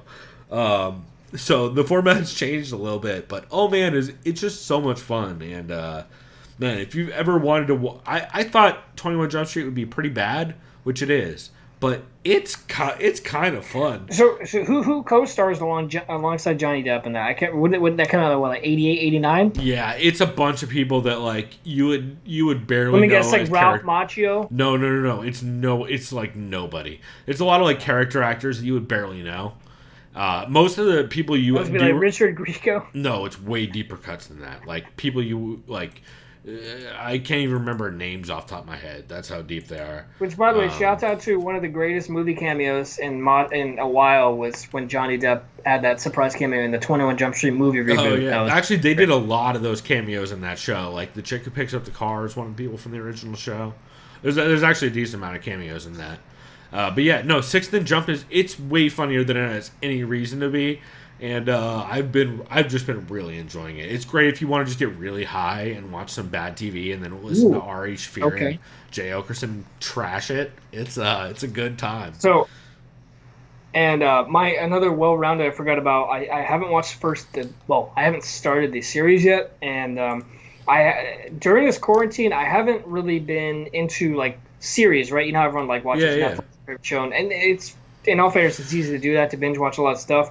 I've been into watching films just because my attention span's not there to commit to a series. Anyways, the Emmy nominations came out, and there was this show on HBO called Succession with Brian Cox.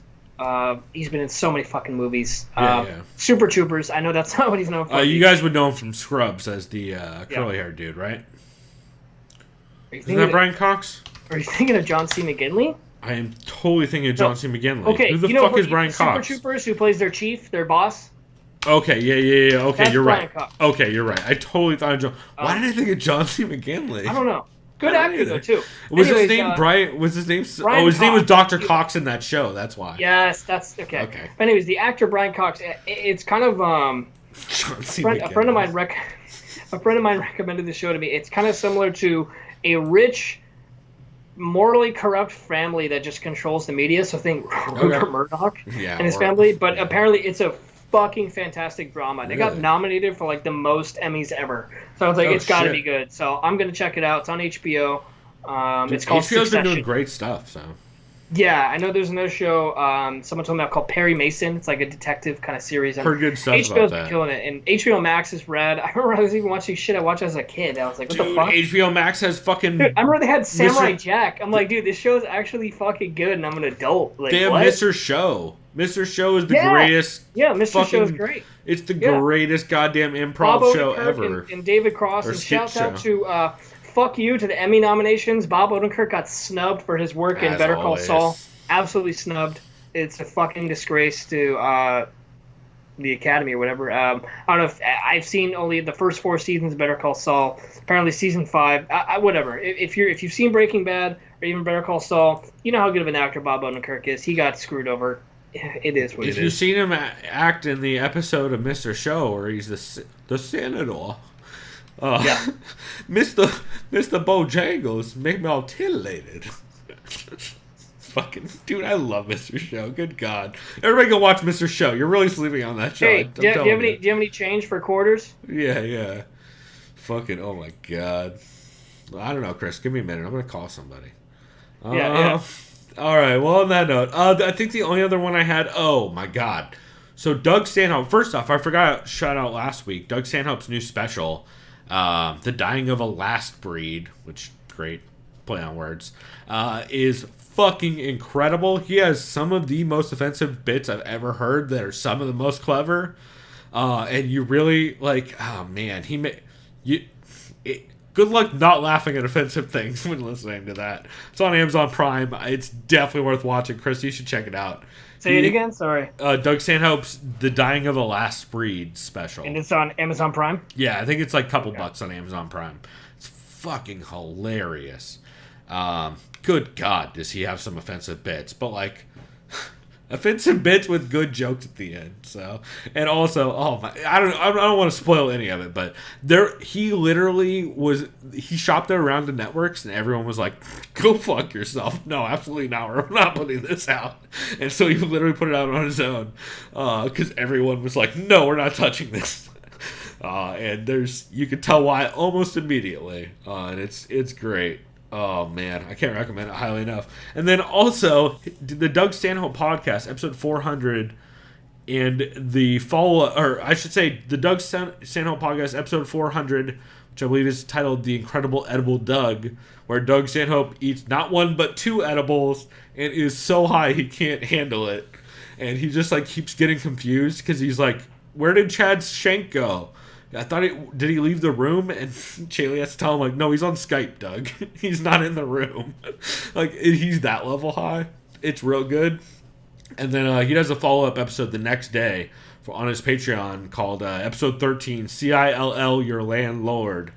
Shouts out to the old bit from In Living Color. But, yeah, and his follow-up show is the exact opposite, where Doug is, like, buzzed off of vodka sodas and real angry about a New York Times article on Twitter, and he's just like crushing it and killing it with like multiple bits. It's one of the starkest differences between episodes from a host you'll ever see. So I thought that was really cool, and yeah, they're hilarious. So check those out. And then Chris, you got anything else before we get to this next segment? No, all I know is I got to piss right quick, get another really good frosty beverage, and ready to go for this dope preview for a top-heavy card. Let's call it super top-heavy. Yeah, it's probably going to be a bit of a quick breakdown, because also, full disclosure, I did zero tape study on this card since, as I expected, since we're back in America. A lot of this card has changed within like the last 12 to 24 hours. So it's like barely in place compared to what it was. So we will be back, and in the meantime, you guys can listen to this clip of Heavy Hands, where Zane Simon, God damn it, I just did it again. Motherfucker, why do I keep calling Phil McKenzie Zane Simon? I apologize, Phil McKenzie. You are not, as Connor refers to him, that bastard, Zane Simon. And I apologize. But anyway, Heavy Hands, episode 327. Phil McKenzie talks about Antigolov's worst brain thinking nomination, and man, it's good stuff. So check it out. We'll be back.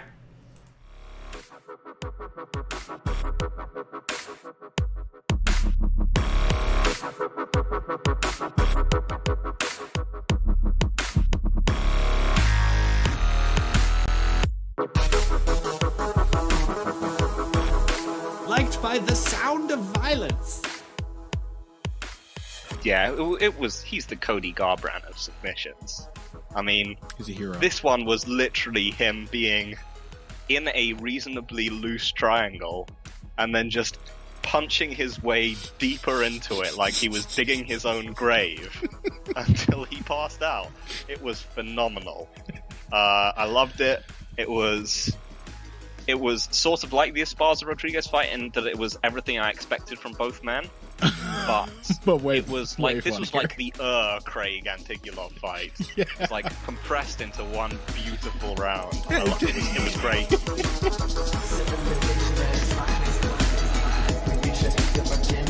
Are you excited about it all?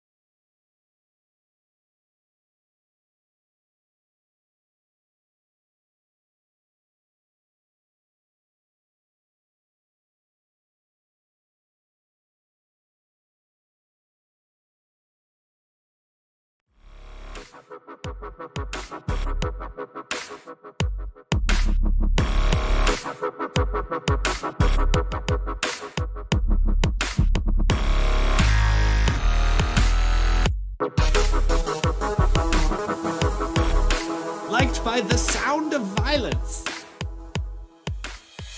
And you think these, and this is, by the way, there's no commission in this particular case since they're self-regulating, but you think Nevada is going to do anything if you believe Herb Dean to be in the wrong? You think they're going to do anything to like censure him, reevaluate his training, right? No, they're not going to do shit. They're not going to do anything. These commissions have absolutely rigged the system in such a way as to never be accountable for failure, never be accountable for questioning, never be accountable for transparency. And so people, after years and years and years and years of dealing with this, some of them fighters, some of them managers, some of them trainers, some of them former fighters turned coaches, some of them just observers, the only recourse left to you is lashing out. That's it.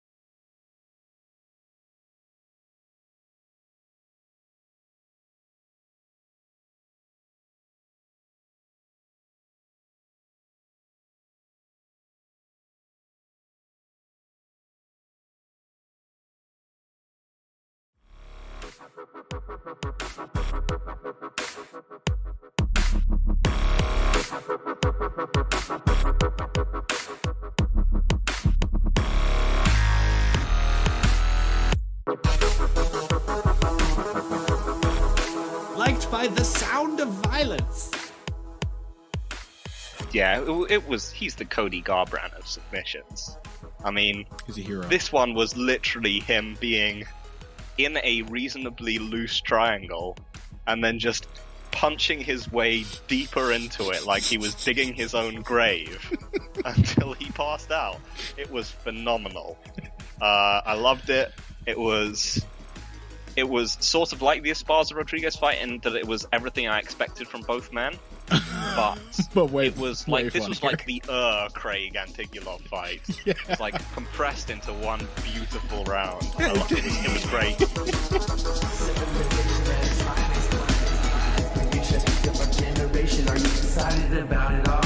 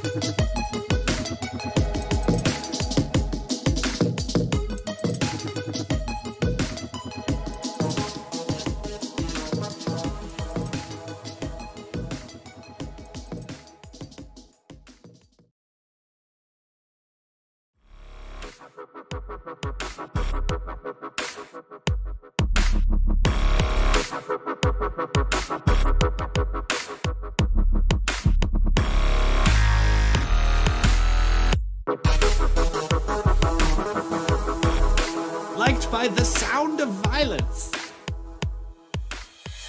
And you think these, and this is, by the way, there's no commission in this particular case since they're self-regulating, but you think Nevada is going to do anything, if you believe Herb Dean to be in the wrong, you think they're going to do anything to like censure him, reevaluate his training, right? No, they're not going to do shit.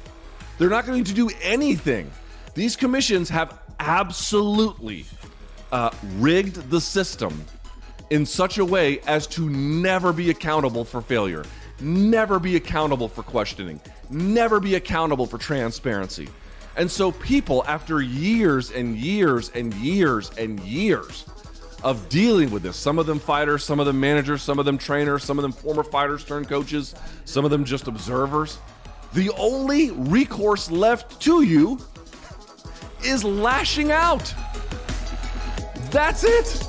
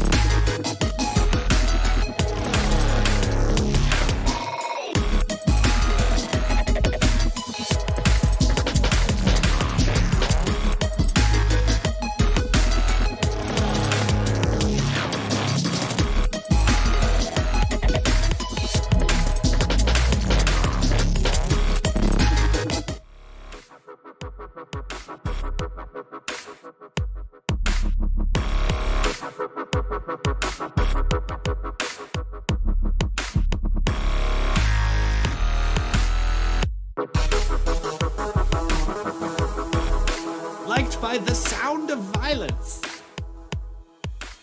Yeah, it was. He's the Cody Garbrandt of submissions. I mean, He's a hero. this one was literally him being in a reasonably loose triangle and then just punching his way deeper into it like he was digging his own grave until he passed out. It was phenomenal. I loved it. It was sort of like the Esparza Rodriguez fight in that it was everything I expected from both men. But way, it was way like this was funnier. like the Craig Antigulov fight. It was like compressed into one beautiful round. It was great. Different generation, are you excited about it all?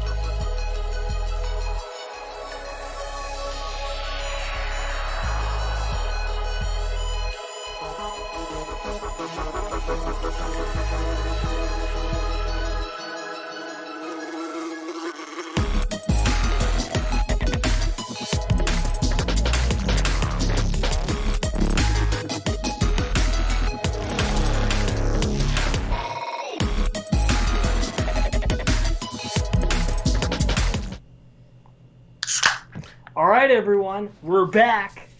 Yeah, we are. We are back to preview UFC Fight Night Apex, not Fight Island. Brunson versus Shahbazyan. Yeah, and by the way, this is, to be fair, this is just UFC Brunson versus Shahbazyan because I'm so tired of their broken-ass naming system they've decided to take with these cards that at a certain point I just decided we are just calling them name of organization, person versus person. Because then we can always have, worst case, if it's a rematch, we can do number 2 at the end. And then it's very searchable. Because, good God, do some fucking podcasts and naming conventions make searching these cards hard after the fact. So, good news, everyone. I am no longer, my blood pressure is back to normal. I'm not stressed. My Padres won another nail biter. They're in first place. So, which we're means good. The world's definitely ending. Yes. I mean, you're not wrong. Anyways, should we get into our beer? Sure. I'm still drinking this fucking crystal. I'd like it to be noted how crystal clear this fucking IPA is from Society. And what was the name of that beer again? It is called Good of the Public IPA. And it's so delicious. What color is the can? Because I can't see it. Green and pink. I've not had that one yet. I think they just released that. Pretty new, yeah. It's like real new. So I have another not clear IPA. I have another hazy. Shocking. Wait, you saying you found 2 hazies in the year 2020?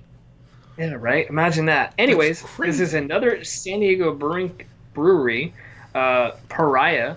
Oh, I love Pariah. Out in, they're right in, kind of like between North Park and like, technically I think they're on Elkhorn Boulevard, but they're on like the North Park side of Elkhorn Boulevard.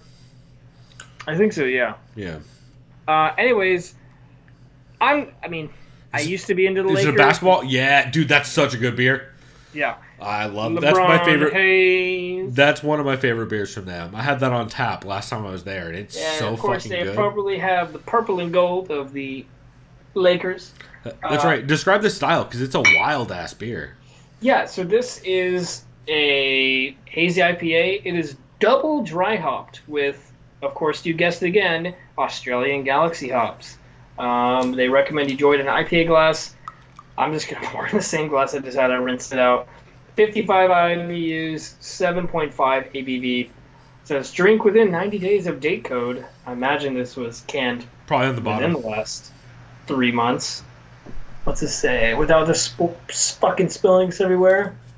Oh, it says 2020 champs, so they're really confident in the Lakers this year. We'll see. I mean, they did beat the Clippers last night, so I was looking pretty good. July 24th. So fuck yeah, this is only like a week old. So, Oh yeah, this one. Let's go ahead. My beer does not have a date on it, which is kind of a bummer for society. There might wait. Hold on, yeah, there is. I think 5/20/20 is when it was made. And I had this one earlier, so and spoiler, it's really fucking It's solid. delicious, yeah. I actually had a white wine barrel version of it once that was amazing. And I'm not nearly into basketball as I used to be, when I was like a kid. But yeah, go Lakers, I guess. I mean, I expect them to win if you have LeBron and fucking Anthony Davis. I mean, come on. Their only real threat is just the Clippers with Kawhi and Paul George and Patrick Beverly and all that. But like I said, I'm not into basketball really anymore. But yeah, if they win, that's cool. I mean, but I also remember growing up, my grandma hated them for some reason. I don't know why. It's because she grew up. She's San Diego as fuck, right? Well, she grew up in Maywood in L.A. County, and she went to USC. So that's why I was like, Grandma, why do you hate the Lakers? Yeah, no, that's no weird idea. then. And she also used to be an original Dodger fan, even though she had Padres season tickets since like 1970. So whatever. I mean, Your grandma got weird taste. Yeah. Either way, my whole family, mom and dad side, all grew up San Diego fans.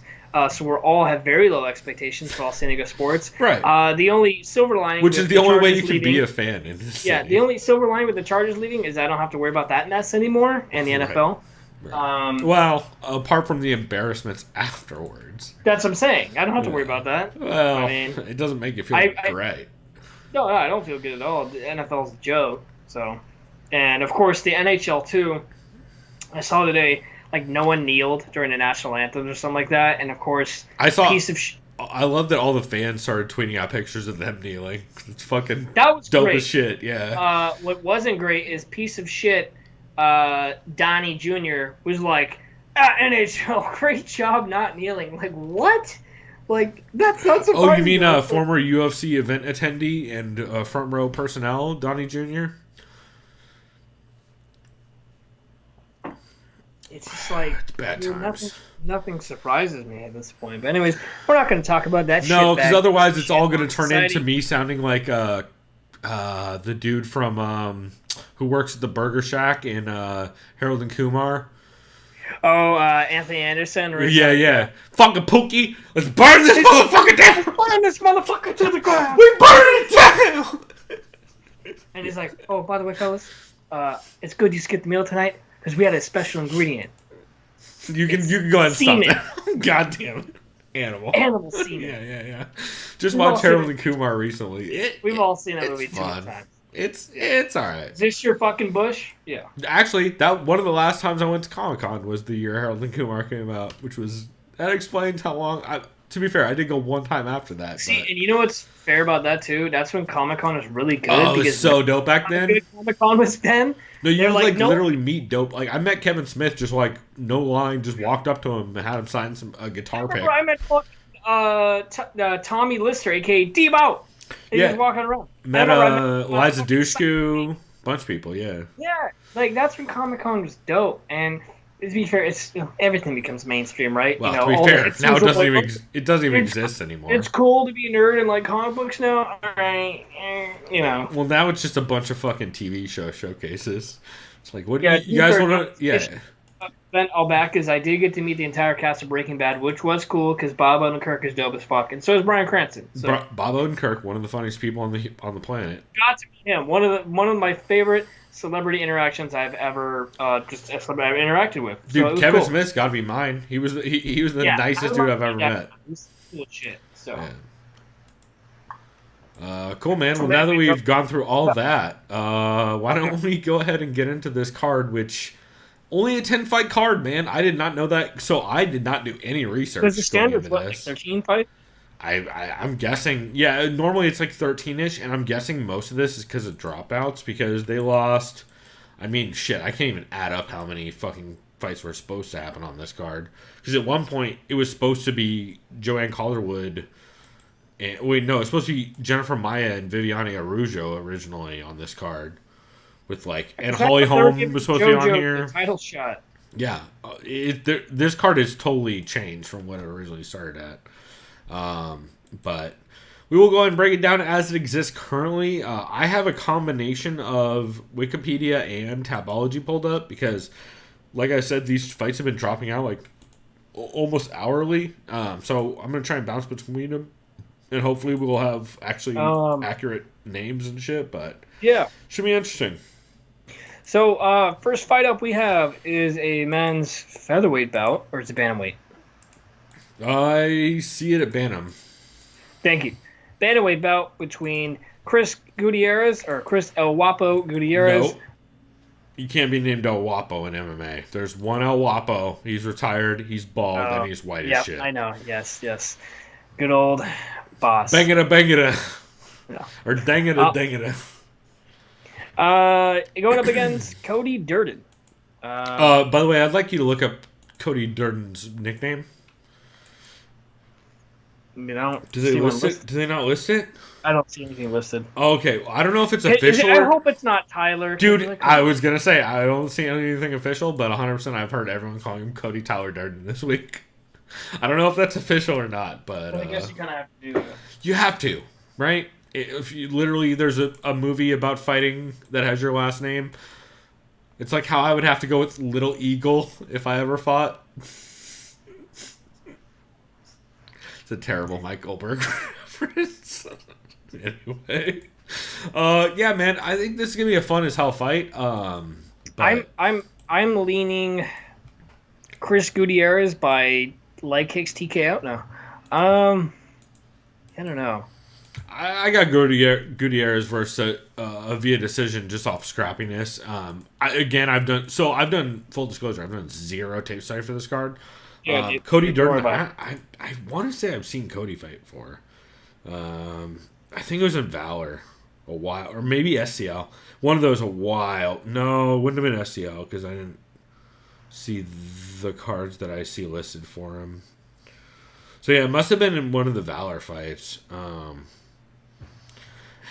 Yeah, I don't know much about him. Coming out of ATT makes him interesting. I mean, his previous fight... Oh, sorry, ATT Atlanta.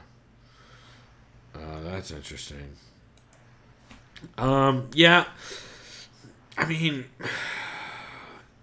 it's hard coming in against a dude like Chris Gutierrez, especially... is this on short notice, or was this originally planned? Nope. Yeah, Chris Gutierrez is supposed to fight Luke Sanders originally.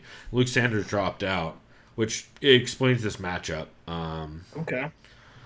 I mean, I don't know. To be honest, I don't know enough about Cody Durden, but I mean, Gutierrez I think is scrappy enough that I see this going to decision anyway, and so yeah, I got Gutierrez be a decision. I want to just be kind of cheeky and say TKO leg kicks against Project Mayhem, but who knows?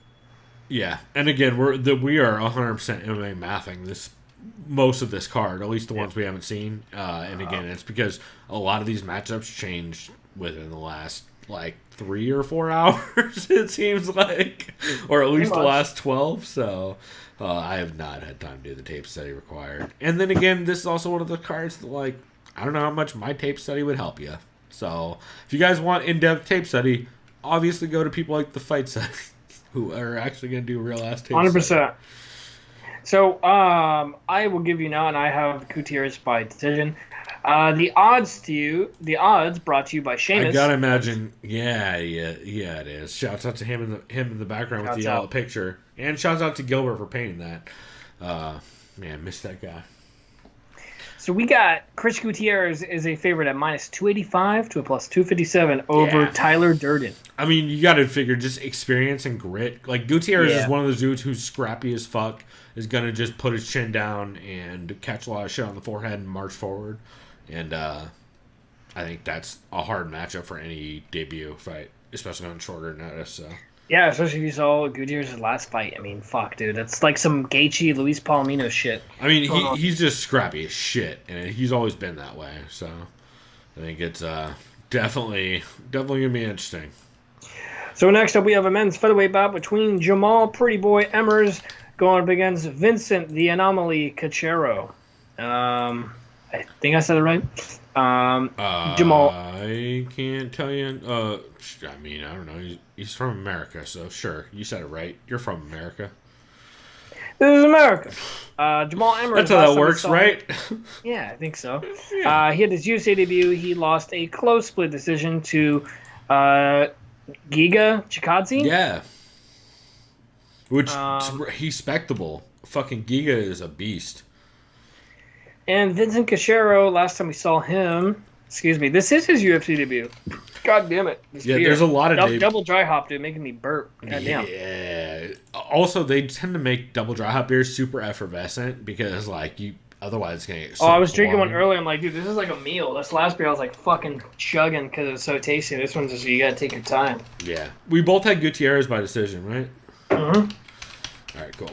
I just finally made our doc since I forgot we do that every week since it's been so long since we did a preview show. Are we even tracking fight picks anymore? Oh, well, I mean, we're barely doing fight picks anymore. So, yes, we are, but, what does it mean? Then again, our fight picks are like fucking coin flips and basically booze gambles. So, what are we? Speaking of which, we should start gambling on these fights again, Chris. With terrible booze shots. Yeah, just shouts out to That show you mentioned.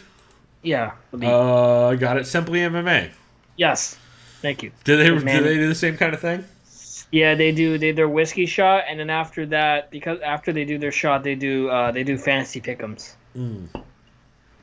Yeah, I feel like we should start betting on the fight that we're both least confident on. I'm down. Yeah. Which, by the way, I know exactly which one I'm gonna pick. So this one, I'm not confident at all. I think I'm going with Emmers because he has a UFC fight and he went to a close decision against Giga Chikadze. Well, we should talk about what their recent fights though. For also, yes, please. Okay, yeah, no disrespect. So Jamal Emmers lost a close decision to Giga Chikadze. Before that, so it looks like his kind of repertoire is he has an arm triangle choke victory, an LFA. He's won via punches, straight up KO, TKO, grounded pound. Heading kick punches. It seems pretty diverse, leaning more towards the striking. Also, it should be noted that this was originally supposed to be Jamal Emmers versus Timur Valiev, and that fight fell apart. And so Vincent Cachero stepping in, again, why we did not do a lot of tape. At least why I gave up on tape study. So I was like, I can't do more tape study on dudes that are never going to fight. So, or on dudes that are just going to get the Rona. Yeah. And it's a big step up. The one name I see that I recognize is Casey Kenny. And that was an early knee loss, which Casey Kenny, not a dude I think of as throwing a lot of knees, which is interesting. Then again, I guess I haven't seen Casey Kenny fight in a bit outside of. No, I feel like I saw Casey Kenny fight really recently, actually. The one-arm guillotine over Luis Smolka. Wait, holy shit. Oh, whoa, that fight was back in March of 2019. That's a long time ago. Either way, I don't know how I'm leaning. The odds on this are fucked up. I'm taking Jamal Emmers. I'll tell you that right now. That's what I'm taking because he has UFC. Well, he has that one close fight. Well, he just has the experience, but again, I've not seen the odds. Other dudes, the odds brought to you by Seamus kind of bolster. They reinforce our confidence or lack of thereof confidence in our pick. Well, I don't know. We have some confidence in this pick. Excuse me. Jamal Emmers. Odds, of course, brought to you by Seamus, is a minus 340 favorite to a plus 280. Yeah, it's pretty fucking wide. I mean, again, it's a lot of that. I feel like it's just an experience hedge, which I feel like is pretty fair in a matchup like that. Like a dude who's 17-5 versus a dude who's 7-2. Like I don't care where you're fighting. And also a dude who's moving up from bantamweight. Like that. Yeah, that's a tough out. I feel like this card's going to go a lot like this throughout this. Speaking of which, who the fuck is Nathan Manis?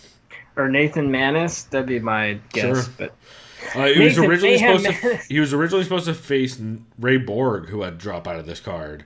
And instead, he's taking on 10-0 So, prospect no disrespect Johnny to Ray Munoz. Borg, but how many times has he dropped into cards? Dude. Like, is this dude cursed? Because like I know Yes, he's had, Ray Borg is and I mean cursed. this, and I know in the most sincere way possible. I hope everything's fine with the health of his family and like his children. No, I don't think it was But that. I think it was. But at this point, I don't know what is going on in this dude's life. If he fucked someone over early in his life, and now they're getting back at him, or what? But it's not good.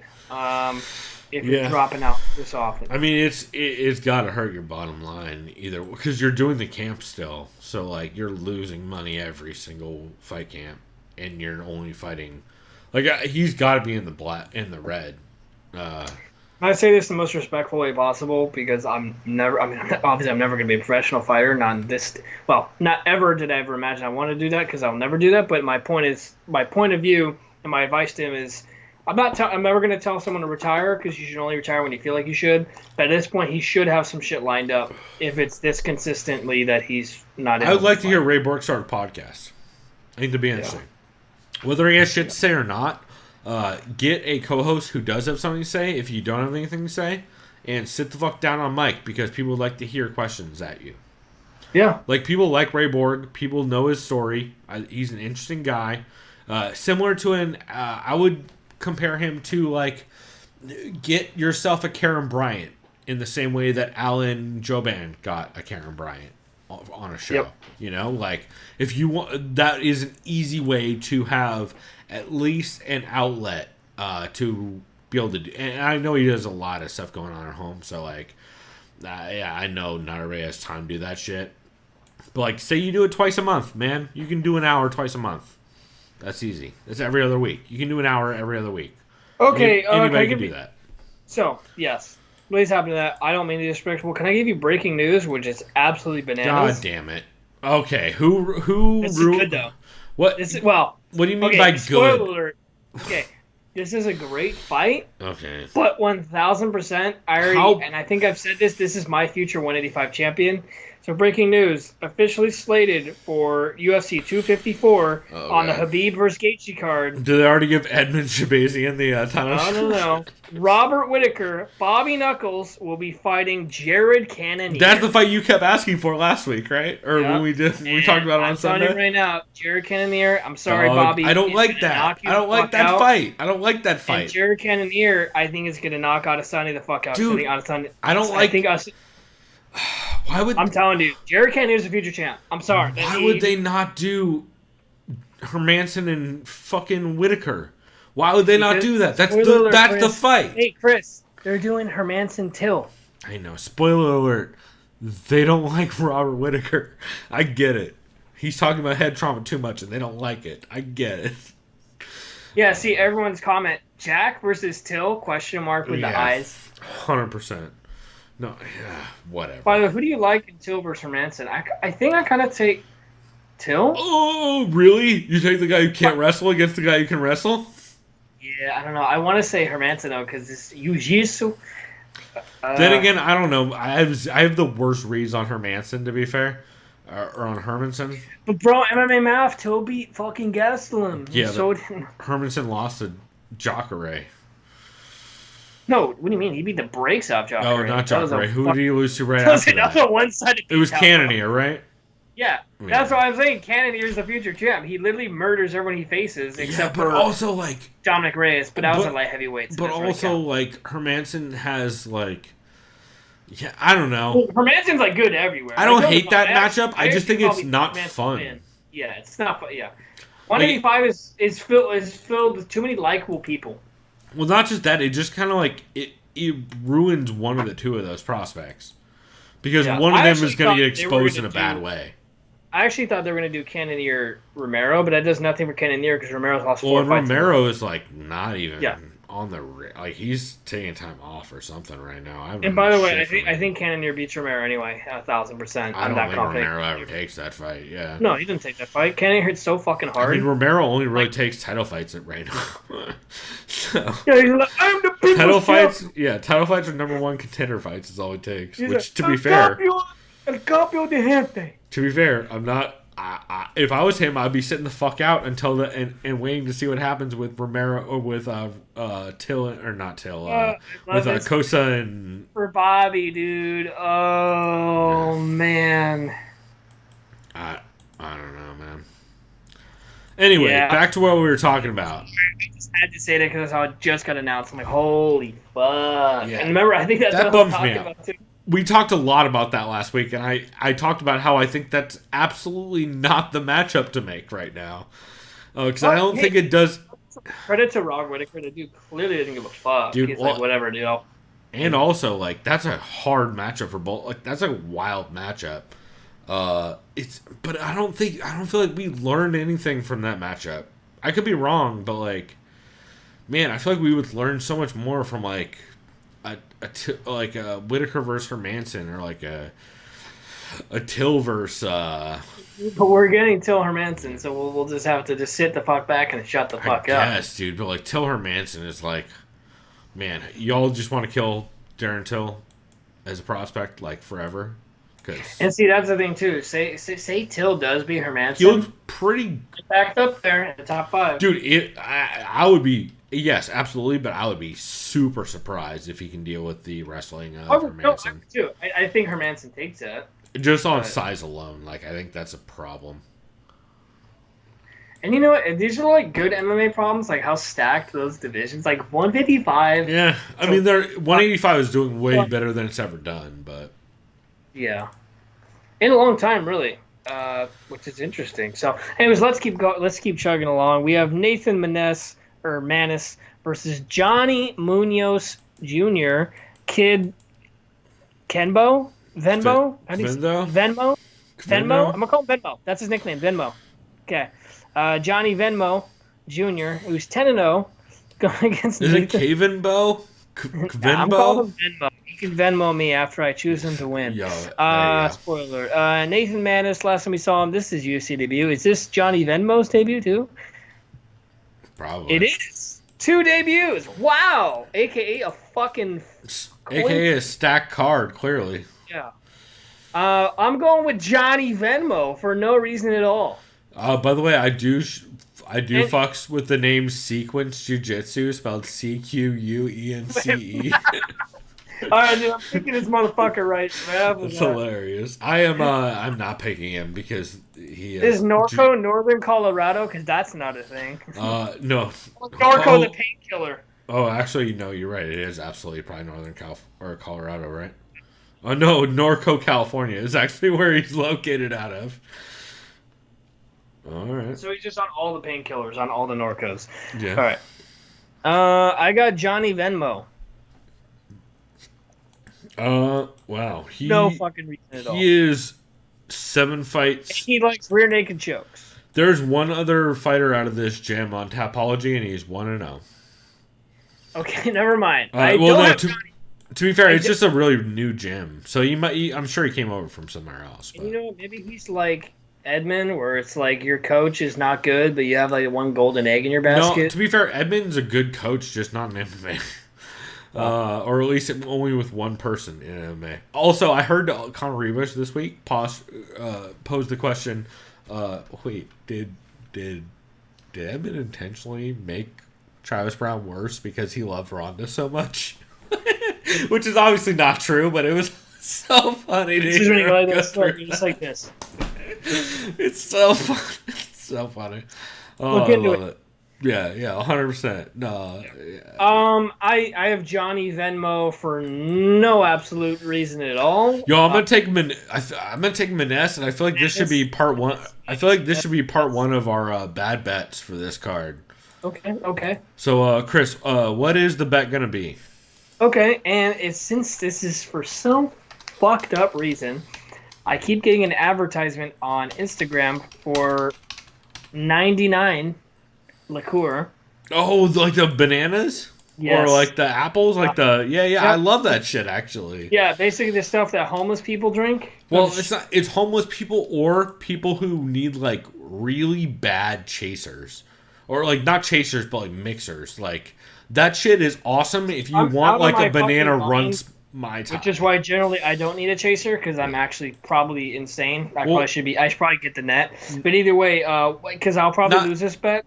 I will get a banana 99, and you'll see me drink it, and I'll probably be like, that ain't shit, even though internally I'm like, I want to die. Oh, we will 100% do a 99 shot. Of the losers choosing, what we'll do is... God damn it, we got to choose a flavor. Well, no, here's what we'll do is we'll both... the loser will go to the liquor store, and we'll text a picture to the winner, and the winner can choose which of the banana 99 flavors we go with.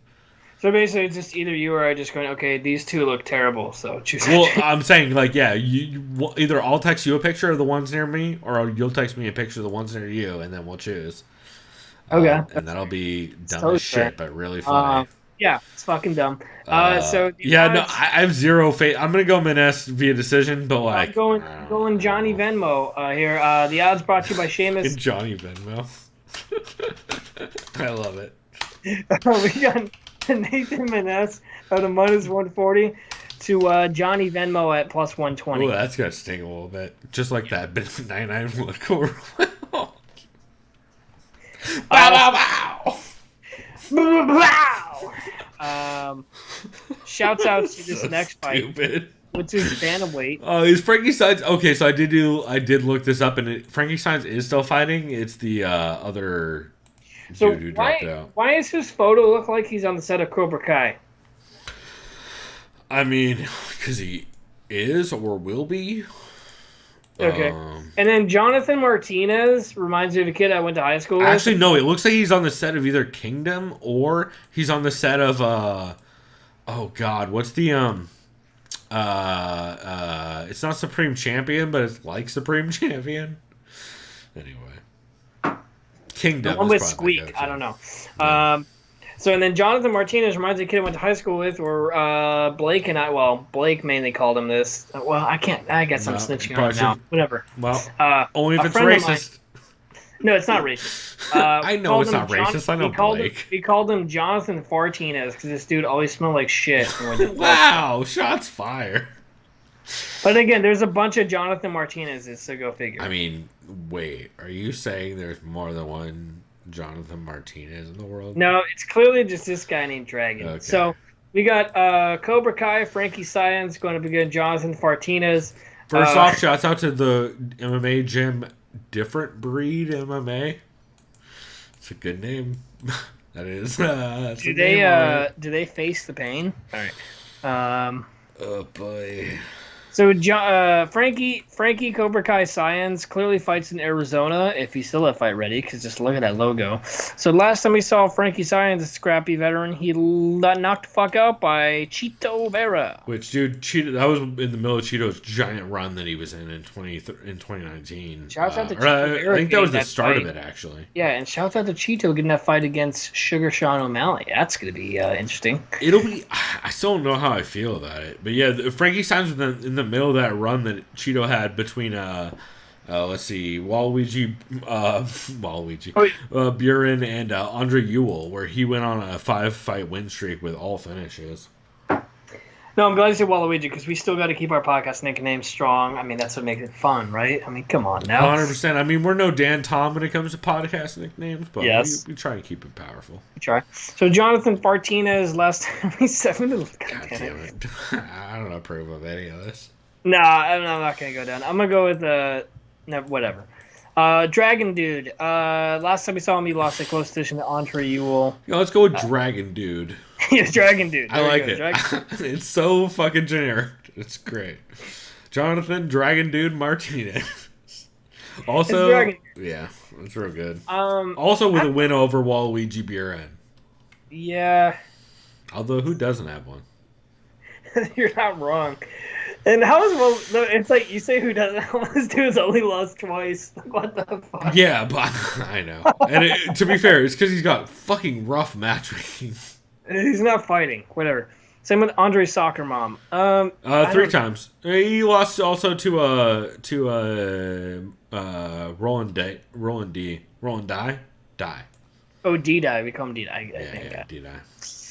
I don't know, dude. Frankie Saenz is old. I'm going to tell you right now, I'm going Frankie Saenz. I don't have faith in either one of these people, but if you have a split decision win over Merab Dvalishvili, against a dude who has losses to Sukumtat and Andre Ewell via decision. Also, spoiler alert, dude, we're running real long on this shit. We're not. We're running longer than you think we are. We're not doing too bad. Okay. Well, I'm just being. Our break was really long. I'm just gonna agree with you. Also, Sainz missed weight, right? Or is it Martinez that missed weight? Actually, I have no idea. Somebody missed weight. The odds brought to you by Sheamus, of course. Frankie Sainz is never mind. Jonathan Dragon Dude. What did my brother just message me? Sorry, I have a MacBook, so I see iMessages. Okay. What did I just say? Oh, Martinez is a minus 250 to a plus 230 of Frankie Sainz. So Dragon Dude is the favorite. Okay. Yeah. I don't know. It's hard to know what to make of both these guys at this point in their career. And without, again, I've done absolutely zero tape study this week since everyone's matchup changed, so I just bailed on it entirely. And I'm just here for matchups like this next one, Kevin Holland versus Trevin Giles, which will be absolute chaos, guaranteed. Yeah, I'll have you preview that real quick. I just gotta send a quick message. Sure. I mean, my entire take on this fight is Kevin Holland is a madman. He's under Travis Lutter. He is coming off the win over Anthony Hernandez, where he hit that knee and threw ground and pound like 30 seconds into that fight. For that, he had very weird loss to Brendan Allen. Or no, he had the RNC loss to Brendan Allen. And then he had the weird fights with Alessio Chirico and Gerald Mearshart. Okay, so... And yeah, man, I love Kevin Holland, but he's such a, as the Co-Main Event Podcast would call him, a weirdsmobile. So I remember Trevin Giles, and for the wrong reason. I remember that he got that win over James Krause, which was bullshit in my opinion. And that was even James Krause going up in weight. He looked good, but only for like a round until he started getting demolished. And that's my point. No disrespect. I'm not taking away from Trevin Giles, but I think James Krause did win that fight based on grappling and octagon control in general, for at least the first and the third round. Well, and I think he basically had him in that rear naked position just for like the whole fucking fight. Well, and so here's the problem with my ideas on this matchup is Trevin Giles 100% does his best work against grapplers. It's pretty... well, no, that's not true at all. He does his worst work against grapplers. You lie! Just kidding. No, I meant the exact opposite of what I said. No, he's I know, done that's his... not fucking with you. Yeah. No, he's done his worst work. His worst work was against guys like Zach Cummings, Gerald Mearshart, who just make it grindy grappling exchanges. But here's the problem. Kevin Holland makes a lot of fights that he shouldn't, weird grappling exchanges, but Kevin Holland also makes a lot of fights that he should make grappling exchanges, just like weird outside kickboxing events. So I have such bad reads on Kevin Holland. I'm not at all convinced that what I would like him to see him do is pot shot Giles from the outside, use his speed and his length, and then work off of counter-striking opportunities, off of grappling exchanges. I don't have faith in that. I think probably what's going to happen is Giles is going to get an over-underhook, put Kevin Holland on the cage, and we're going to see a lot of that. And then I don't know what it looks like after that. It kind of depends on what both dudes decide to do. So I honestly think smart money might be on Giles. Via ugly ass decision 29-28, but I'm gonna go Kevin Holland via also ugly ass decision 29-28. I guess I don't know. I'm not very confident either way, to be honest. I got Kevin Holland because I trust his jiu-jitsu more over Trevin Giles, but that's just me, and because I think I trust his cardio over him. Yeah, and I think James Krause should have won the fight. I can't take away that win, but I really do have Kevin Holland because I know he's a savvy jiu-jitsu guy. Yeah, I just know that Kevin Holland's they're both similarly sized. Bad decisions in the first round, probably. Yeah, and that's fair. God damn it! I'm just like trying to. Let me look at the odds. Yeah. I'll have you kick off this next fight. Let me just say the odds real quick because my thing isn't working. The odds brought to you by Sheamus. We have Kevin Holland is a -210 slight favorite over a +190 Trevin Giles. Take that as you will. Yeah, that sounds about right to me. And you have Martinez by decision, right? No, I got Science. Science? Okay. I want to make sure I had that correct. And then, sorry, what did you have on the last one? Holland. I'm going actually submission. Are you? Round 2, why not, dude? You just think he's gonna wear him down enough? Yeah. I'm going decision 100% for Kevin Holland because I can't. I just don't know what to make of Holland's finishing ability and also what his decision making is going to be in a fight because I just can't put a finger on it. So, all right, man. Welcome to the. First off, I would like to give a shout out to Heavy Hands about having the greatest. Both Phil McKenzie and Connor Rebush had a tag team on the greatest. You know what? I should just pull this up actually. Let me pull up Phil McKenzie's Twitter. Because he had part 1 of the greatest response to oh my god, it's way harder to pull up Phil McKenzie's Twitter than it should be. Yes, Evil Greg Jackson, because I always forget that's his actual Twitter name. He had a really good reference for his feelings on this podcast, which I want to actually quote because it was really good. Here we go. And then Connor had the greatest follow-up. So the whole thing was that they talk about how... Oh, here we go. Actually, Phil breaks it down perfectly. Yes, there's been lots of Yes, there's been lots of quote-unquote relevant and quote-unquote meaningful stuff happening, but we know what people really care about. The pound-for-pound most foot-slow matchup in MMA history, as Mearshart and Herman battle in deep time while the seasons flicker around them. And God damn it. That's so good. It's really good, and then Connor Rebush has the best tag on it. He says, colors flicker across the sky, swarmed by frenzied clouds. A cyclic rainbow of gray dawns, blue days, and blood-red dusks, each flying past in the blink of an eye. In the field below, a curious 8-sided cage sends crazy shadows stabbing across the figures of 2 dudes just swinging. Just 2 sweaty red guys puffing and grunting and doing loads of punches to each other. And I feel like they nailed it. I can't do better than that. It almost sounds like an intro to a slightly gay porno, but... Absolutely. And it's the kind of literary brilliance that I will absolutely support. That's called damn good writing. That's right. That's called. That's called journalism, goddammit. And also, I have GM3 via pink submission via round 2. I will double down on that. Actually, to be fair, I'm not actually confident in that at all. I think probably what happens is sub is actually absolutely not what I'm going for. While I think Ed Herman's too hard to fucking sub. I do think Ed Herman's going to gas super bad in the second round. And I think GM3 is just going to start pouring on combos. I think they're going to be sloppy. I think he's going to get countered. I think he's going to get clipped. I think he's going to get hurt.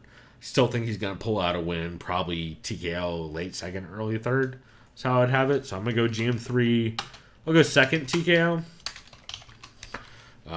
But yeah, I don't know. I have trouble.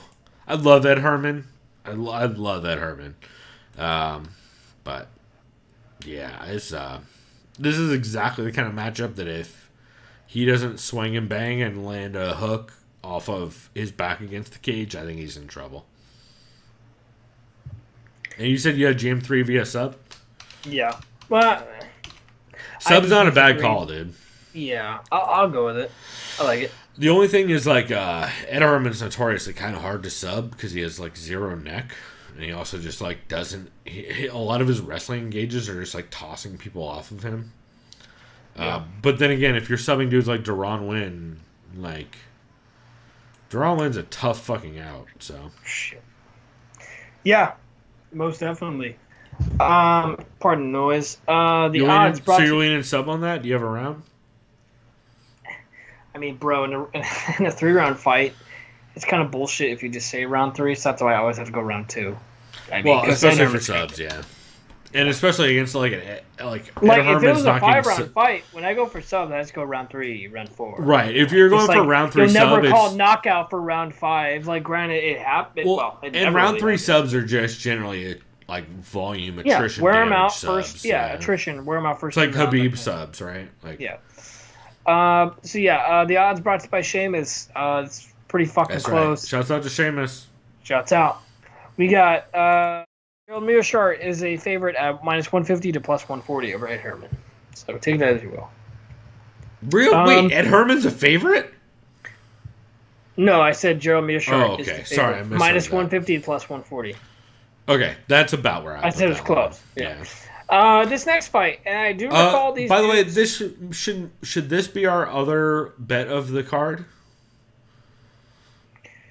No, because they fucking fought to a draw. And you know what I want to call this again? I forgot about that. I want to call them. They're going to draw again. Yeah, even though the odds of that happening are probably not. Dude, I 100% agree with you because 100%. One of these dudes is going to take a 10-8 in the first round, and the other one's going to take 2 rounds after that. Yeah. Doesn't matter who. King Bobby Green, and Lando Venado fought back in October 7th of 2017 on the Tony Ferguson versus Kevin Lee card, and they both fought to a draw. Well, and they are notoriously close round fighters, where if they don't win a round big, it's going to be a very close round. Like, they're both fairly low output, they're both pretty explosive, and they're both... Like, when they do land something, they have that old school Jorge Masvidal kind of coasting in them. Not necessarily always, but they've shown it in the past, here and there. And yeah, man, I'm also gonna go draw. I'm not even gonna lie. I don't know who's gonna take. Again. I think one will get a 10-8 round in either the first or second, and the other one will take the other 2 rounds. You heard it here first. This is our non-expert, unofficial insight. I feel like that's a really bad pick, but like to be honest, like just style matchup alone, one of them is going to sell out for a finish. And now we're calling it a draw again. Well, we didn't call it a draw the first time. We're calling this going to be a draw. I should figure out what we had the first time. So, the odds brought to you by Sheamus. They have it as Lando Venata, a -155 right? plus 145. I get why they would do that because Venata is a more active fighter, right? Like he's gonna put more volume out and kind of just overall, I feel like it's a safer bet. I wish I could figure out how to look up the last fight. When did the last fight happen? 2017, October. 2017? Holy shit. Yeah, almost 3 years ago. I don't even know if we have pics from back then. I don't think we do. Or maybe we do, but I sure as fuck can't find it, so. Either way, this next fight, I am 100% confident who's going to win. Really? I think you are too. Well, maybe not. I don't know. We got Vicente Luque going up against Randy Brown. Yeah. And I 100% think Vicente Luque is going to beat the fucking shit out of Randy Brown. How? Stand and bang, bro. You think he's going to pick him apart from the outside? Yeah. The thing is, I guess the question is, like, how does Randy Brown win this fight? And the answer is probably through grappling, which is a tough fucking out, right? Like, unless Randy Brown's able to kickbox from a long enough distance with Luque over time, over 3 rounds, which seems like a really fucking tough out based on his style. And if that's the case, man, you have to think like Randy Brown probably has to get a takedown and some top control to really try and make any kind of things happen. And if that's the case, that's a tough out against Luque. I agree. I have Luque. I don't think he finishes Randy Brown. Yeah, I could see a decision. I'm probably going Luque if we get a decision. When's the last time Randy Brown got finished? Not via sub. Nike Pierce? Yeah. Yeah, but that's a freak finish. Like, you can't count that, really. That was from the bottom with hammer fist. Like, yeah, that was weird. And had his head against the cage. Mike Graves via sub back in 2016 on The Ultimate Fighter. Or just after. Oh, no, that was a decision. Yeah. So, yeah, I definitely am... I'm definitely leaning decision via Luque, but I think Brown will look better than people expect him to. Because I imagine he's a pretty big underdog. Let's see. Let me go ahead and bring up the odds. The odds brought to you by Seamus. We have Vicente Luque at a minus 195 to a plus 180 over Randy Brown. Take that as you will. This next fight, right. Actually, I could see that a little bit wider. Let's see that too. Like, I'm kind of surprised Luque isn't a little bit bigger favorite. This next fight, I have no fucking read on, man. I don't know. No idea. We got Joanne Bad Mofo Calderwood, a.k.a. JoJo, going up against scrappy veteran Jennifer Maia. They've both lost to Caitlin Jukagian. I don't say that in a disrespectful way, but this kind of shows you the state of the women's flyweight division. It also shows you the state of the judging in the women's flyweight division, where if you KI, you win. I'm going with JoJo in this one. I got Calderwood by decision. I don't fucking know, dude. I know Maya you gotta figure, like, I know Maya beat kickboxing, my cousin, right? And my cousin also coaches Joanne Calderwood. I don't know how that works after this. Yeah, there's a couple things that kind of stand out to me that I'm curious about. They brought in Sarah Kaufman as a training partner for JoJo, which is interesting. I don't necessarily get that comparison. I mean, I get that, like, Sarah's a strong wrestler and big, and kind of built fairly similar to, or I should say big for the weight class. No, I'm not trying to be a dick.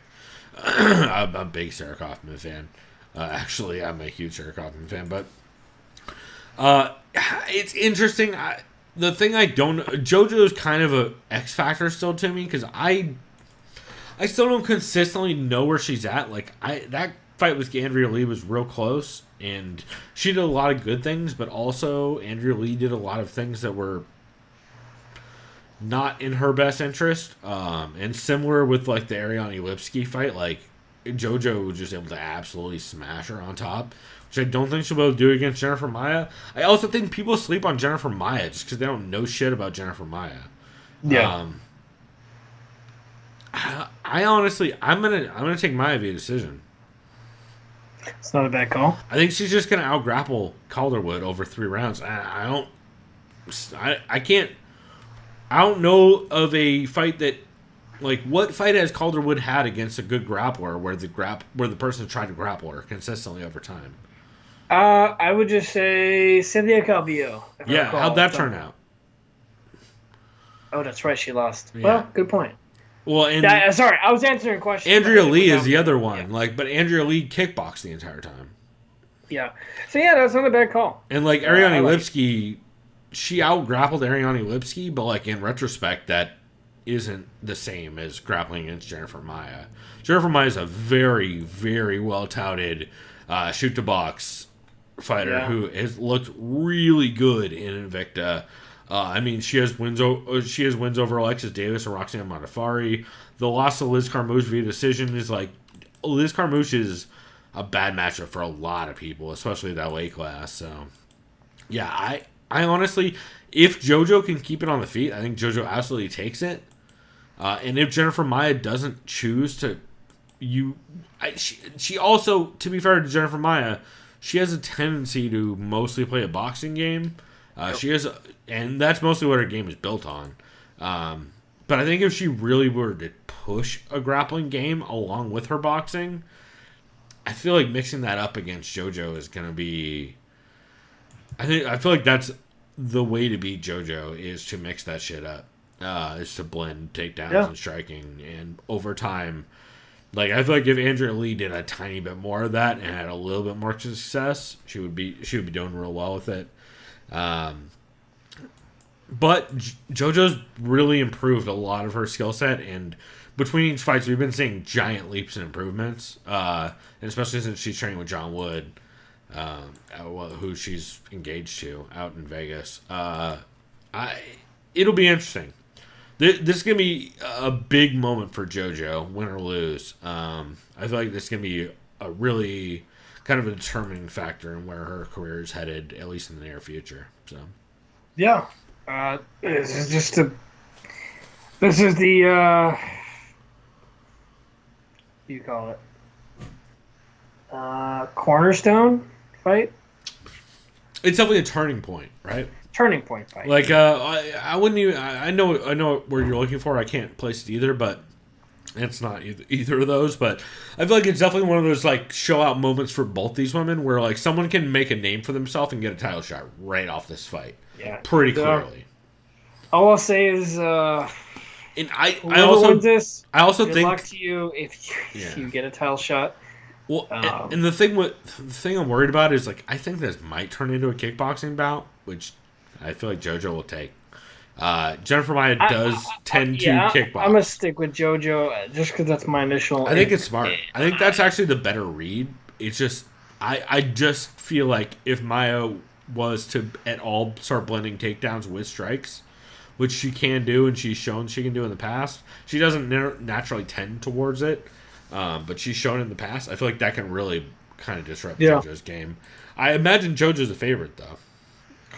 So, speaking of which, the odds brought to you by Sheamus. Joanne Calderwood, minus 145 to a plus 135 of Jennifer Maia.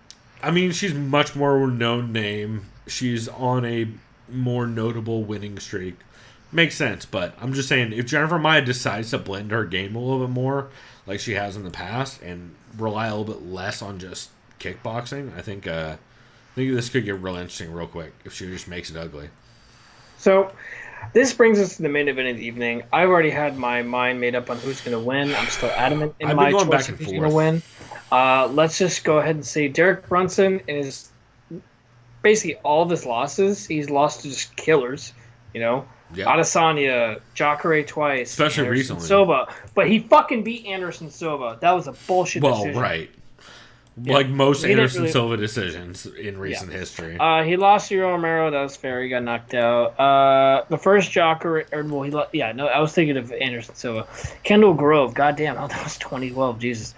But either way, Derek Brunson's still a guy that's going to be in that top 10. Yeah. And middleweight. But this kid, the golden boy, Edmund Shahbazyan, 11-0. He's only 22. He keeps talking about, I want to be the youngest champion ever. From what I've seen, this kid... He's definitely on that Israel Adesanya trajectory with the win over Brad Tavares and then now facing Derek Brunson. I mean, he can sub you. He can knock you the fuck out. He's got boxing. He also has a very favorable manager. Oh, god damn it. You know who it is? No, but I could guess two people. It's not the one from Glendale. It's the pretty blonde who now is, I don't know, a housewife. Wait, what? Now I'm confused. You shouldn't be. It's the retired fighter. Who's you said blonde. Manager? Yeah. Wait, she's managing him? Yeah, Ronda Rousey is his manager. That's interesting. Yeah, it also explains why Dana White and Ronda Rousey are doing fucking PR pieces on every ESPN breakdown about him. Where they're like just that's interesting. I had no idea. I was going to assume he was managed by fucking Edmund or Akawa, brother, but no, he's actually managed by. Well, I mean, you can go ahead and put "managed" in quotes about Ronda because, like, honestly, it's just her sending text messages to Dana White to give him preferable treatment. I'm assuming. But. Yeah. Either way, I think Edmund Shahbazyan is winning this fight. Which is no way for. I'll say this. I really like what this kid brings to the table. Even though he's still so young, I do think he wins this fight. And so, here's my thing. I'll let you break it down. I just think he wins this fight based on what I've seen, what he can do, how explosive he is, and he's still young. Yeah, can he lose this because he's fighting an actual top guy? Sure, but my problem is I don't know what Derek Brunson to expect. Like, if it's the Derek Brunson that fought Israel Adesanya, or the Derek Brunson who fought Adesanya, Derek Brunson's giving his best Adesanya impression or that haircut. Well, or if he's the Derek Brunson who fought Souza in the second fight, like, I don't have any faith in him to do anything other than just get completely grapple fought. I honestly think he's just gonna get fucking pot shotted from the outside, and then like he's gonna get head kicked into oblivion. I honestly think that's what it's gonna be. I think if Edmund's grappling game doesn't work, I think it breaks a lot of how his game works. Fair point. And Derek Brunson looked great against Ian Heinisch because he was able to shut down his grappling game, which shut down his striking game. I believe it was either Heavy Hands or the Fight Set guys, which is now all blending into the same thing for me since I listened to those all back to back, and Conor Rebus was on 2/3 of them, so it's all the same thing to me now. But yeah, I think I'm actually taking Brunson in this, which I didn't expect going in. I think it's probably a bad read on my part also, because Edmund on paper, I think if this happened one fight ago before the Ian Heinisch fight, I would have taken Edmund. But man, that Edmund or the Ian Heinisch fight, like, not only did Derek Brunson just recently change camps to Hard Knocks during that difference between Elias Shouts and out to Ian. Henry Hooft. Yeah, and he's been working there, which seems to have clearly helped his at least boxing and striking game, along with his ability to kind of shut down grappling exchanges, or at least be like more comfortable in those differences in those two game plans. Because that Ian Heinisch fight, like, going into it, I thought Ian Heinisch was just going to steamroll him because Derek Brunson seemed lost on the feet in like most of his fights. And then he just completely shut down every single grappling exchange Ian Heinisch wanted to initiate. I feel like if he does that to Edmund, I feel like that's a real test for Edmund that he has not had. Like, when you're fighting dudes like Brad Tavares, Jack Marshman, and Charles Byrd, and Darren Stewart, like, you're not getting your grappling tested in any kind of legitimate way. But yeah, and that's a fair point. And Derek Brunson is probably I would say by far the biggest test that he's had to date. So I feel like that is the one thing to keep an eye on.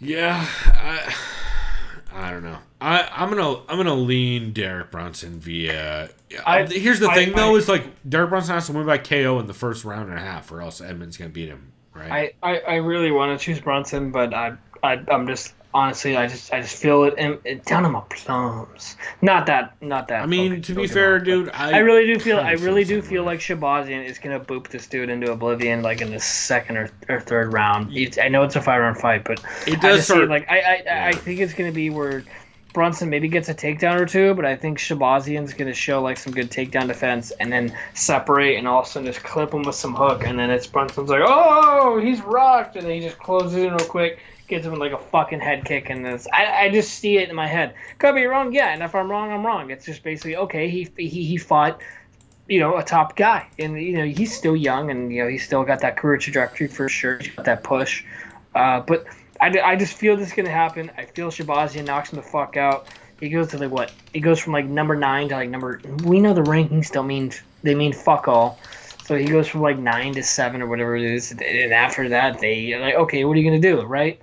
Then they do Till versus Hermanson, which I don't want it to happen, but it will. And then after that, they give the loser that to Shahbazyan. I don't fucking know, dude. It's just like it's all upsetting, and I feel like that's the end of our either breakdowns way. every week. Either way, if Shahbazyan wins. He's going to get skyrocketed into a title shot. No, don't get me wrong. But I don't see him beating a good Darren Till because that's still just too much of a step up. You know what I mean?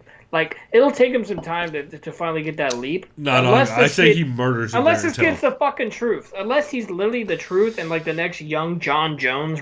I think Darren Till has no answer for his grappling. Yeah. Whatever. This is what we'll find out. This is where we'll find out, yeah. This is what we find out. But you're right. If he wins his grappling's going to be a problem. Or if this kid knocks him the fuck out, then I'm like Darren all Till, on the hype train. 1,000%. If he wins this, I would like to see that Darren Till fight. I think that's a very mean thing to do to Darren Till as a matchmaker. But I have a feeling we might see it. But remember, Darren Till, I don't fucking care. Well, and also I love Darren Till. But like I do feel like he is exactly the dude who will, because they put so much promotion into him, and because he kind of, we'll say he got all that hype and then didn't necessarily give the, like, he is exactly the kind of dude who the promotion would be like, listen, we gave all this hype to this guy, we should absolutely put someone we want to steal that hype from against Yeah, him. just like what Show Money said. You got to transfer the stardom. Exactly. Like John Nash mentioned on Show Money. Exactly. Yes. And yeah, I absolutely agree. So I'm leaning Brunson via decision. I got Shahbazyan Man, via TKO round 3. I don't feel good about the pick because I feel like if it gets to round 3, Brunson's fucked. I got Wait, Shahbazyan. why am I taking Brunson by TKO. decision? I'm taking Brunson by KO in the first. Okay. First round or second round, probably. And could we do another shot Probably one on this? Because I first think you're going to round. be way wrong. I think I am too. How about this, Chris? We should do like yeah, we should do something for this. What should we do for this? I have no idea. Well, we have the 99 banana or the 99 liqueur shot for the other one. What's like I wish there was an Armenian beer that I knew of. I would 100% make that the bet. Yeah, I would too. What's Armenian booze? I probably have one, right? Should we just Google that? Yeah, that's what I'm doing right now. Okay, Old Town Tequila. That's not what I'm talking about. Oh, Armenian cognac might be the booze world's best secret. I don't believe you. Okay, there's no Armenian booze. Okay, that's not true, but I'm not gonna. All right, how about? Wait, is there a brewing? I was going to say something very inappropriate, but I'll say it off camera, so never mind. Great, perfect.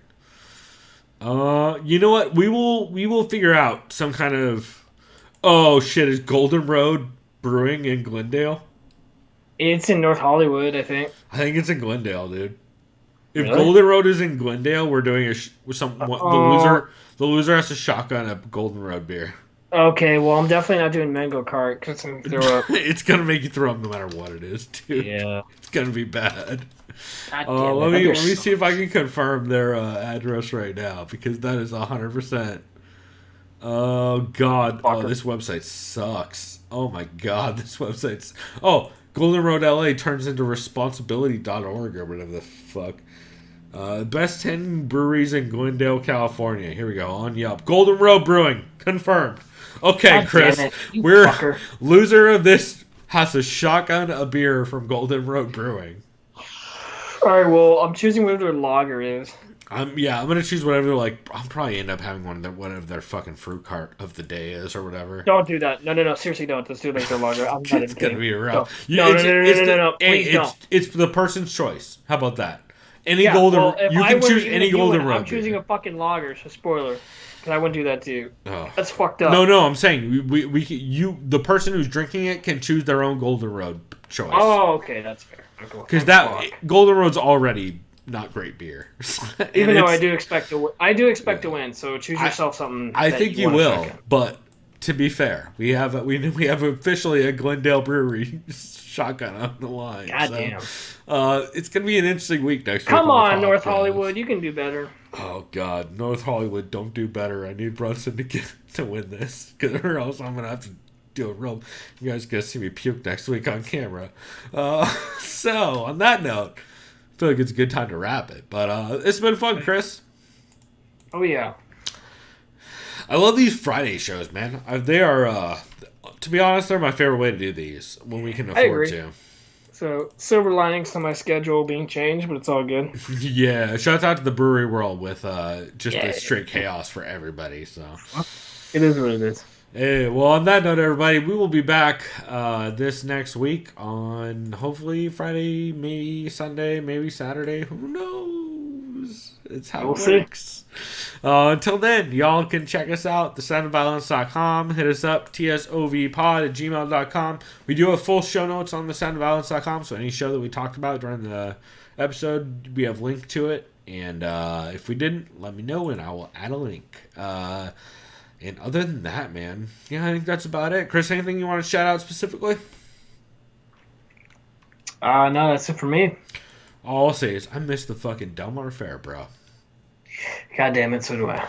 Dude, the Summerfest there's Summerfest cards that they used to do at the Delmar Fair were my favorite shit. I haven't missed one since 2016 or 2017, I think, since we started this show, basically. So, Yeah. Yeah, man. Miss it. Goddamn coronavirus, right? That's right. So, all right. Well, on that note, everybody, we are out. But let us know the podcast you recommend us to listen to. And we love y'all. So, until then, go do something decadent. We out. Bye.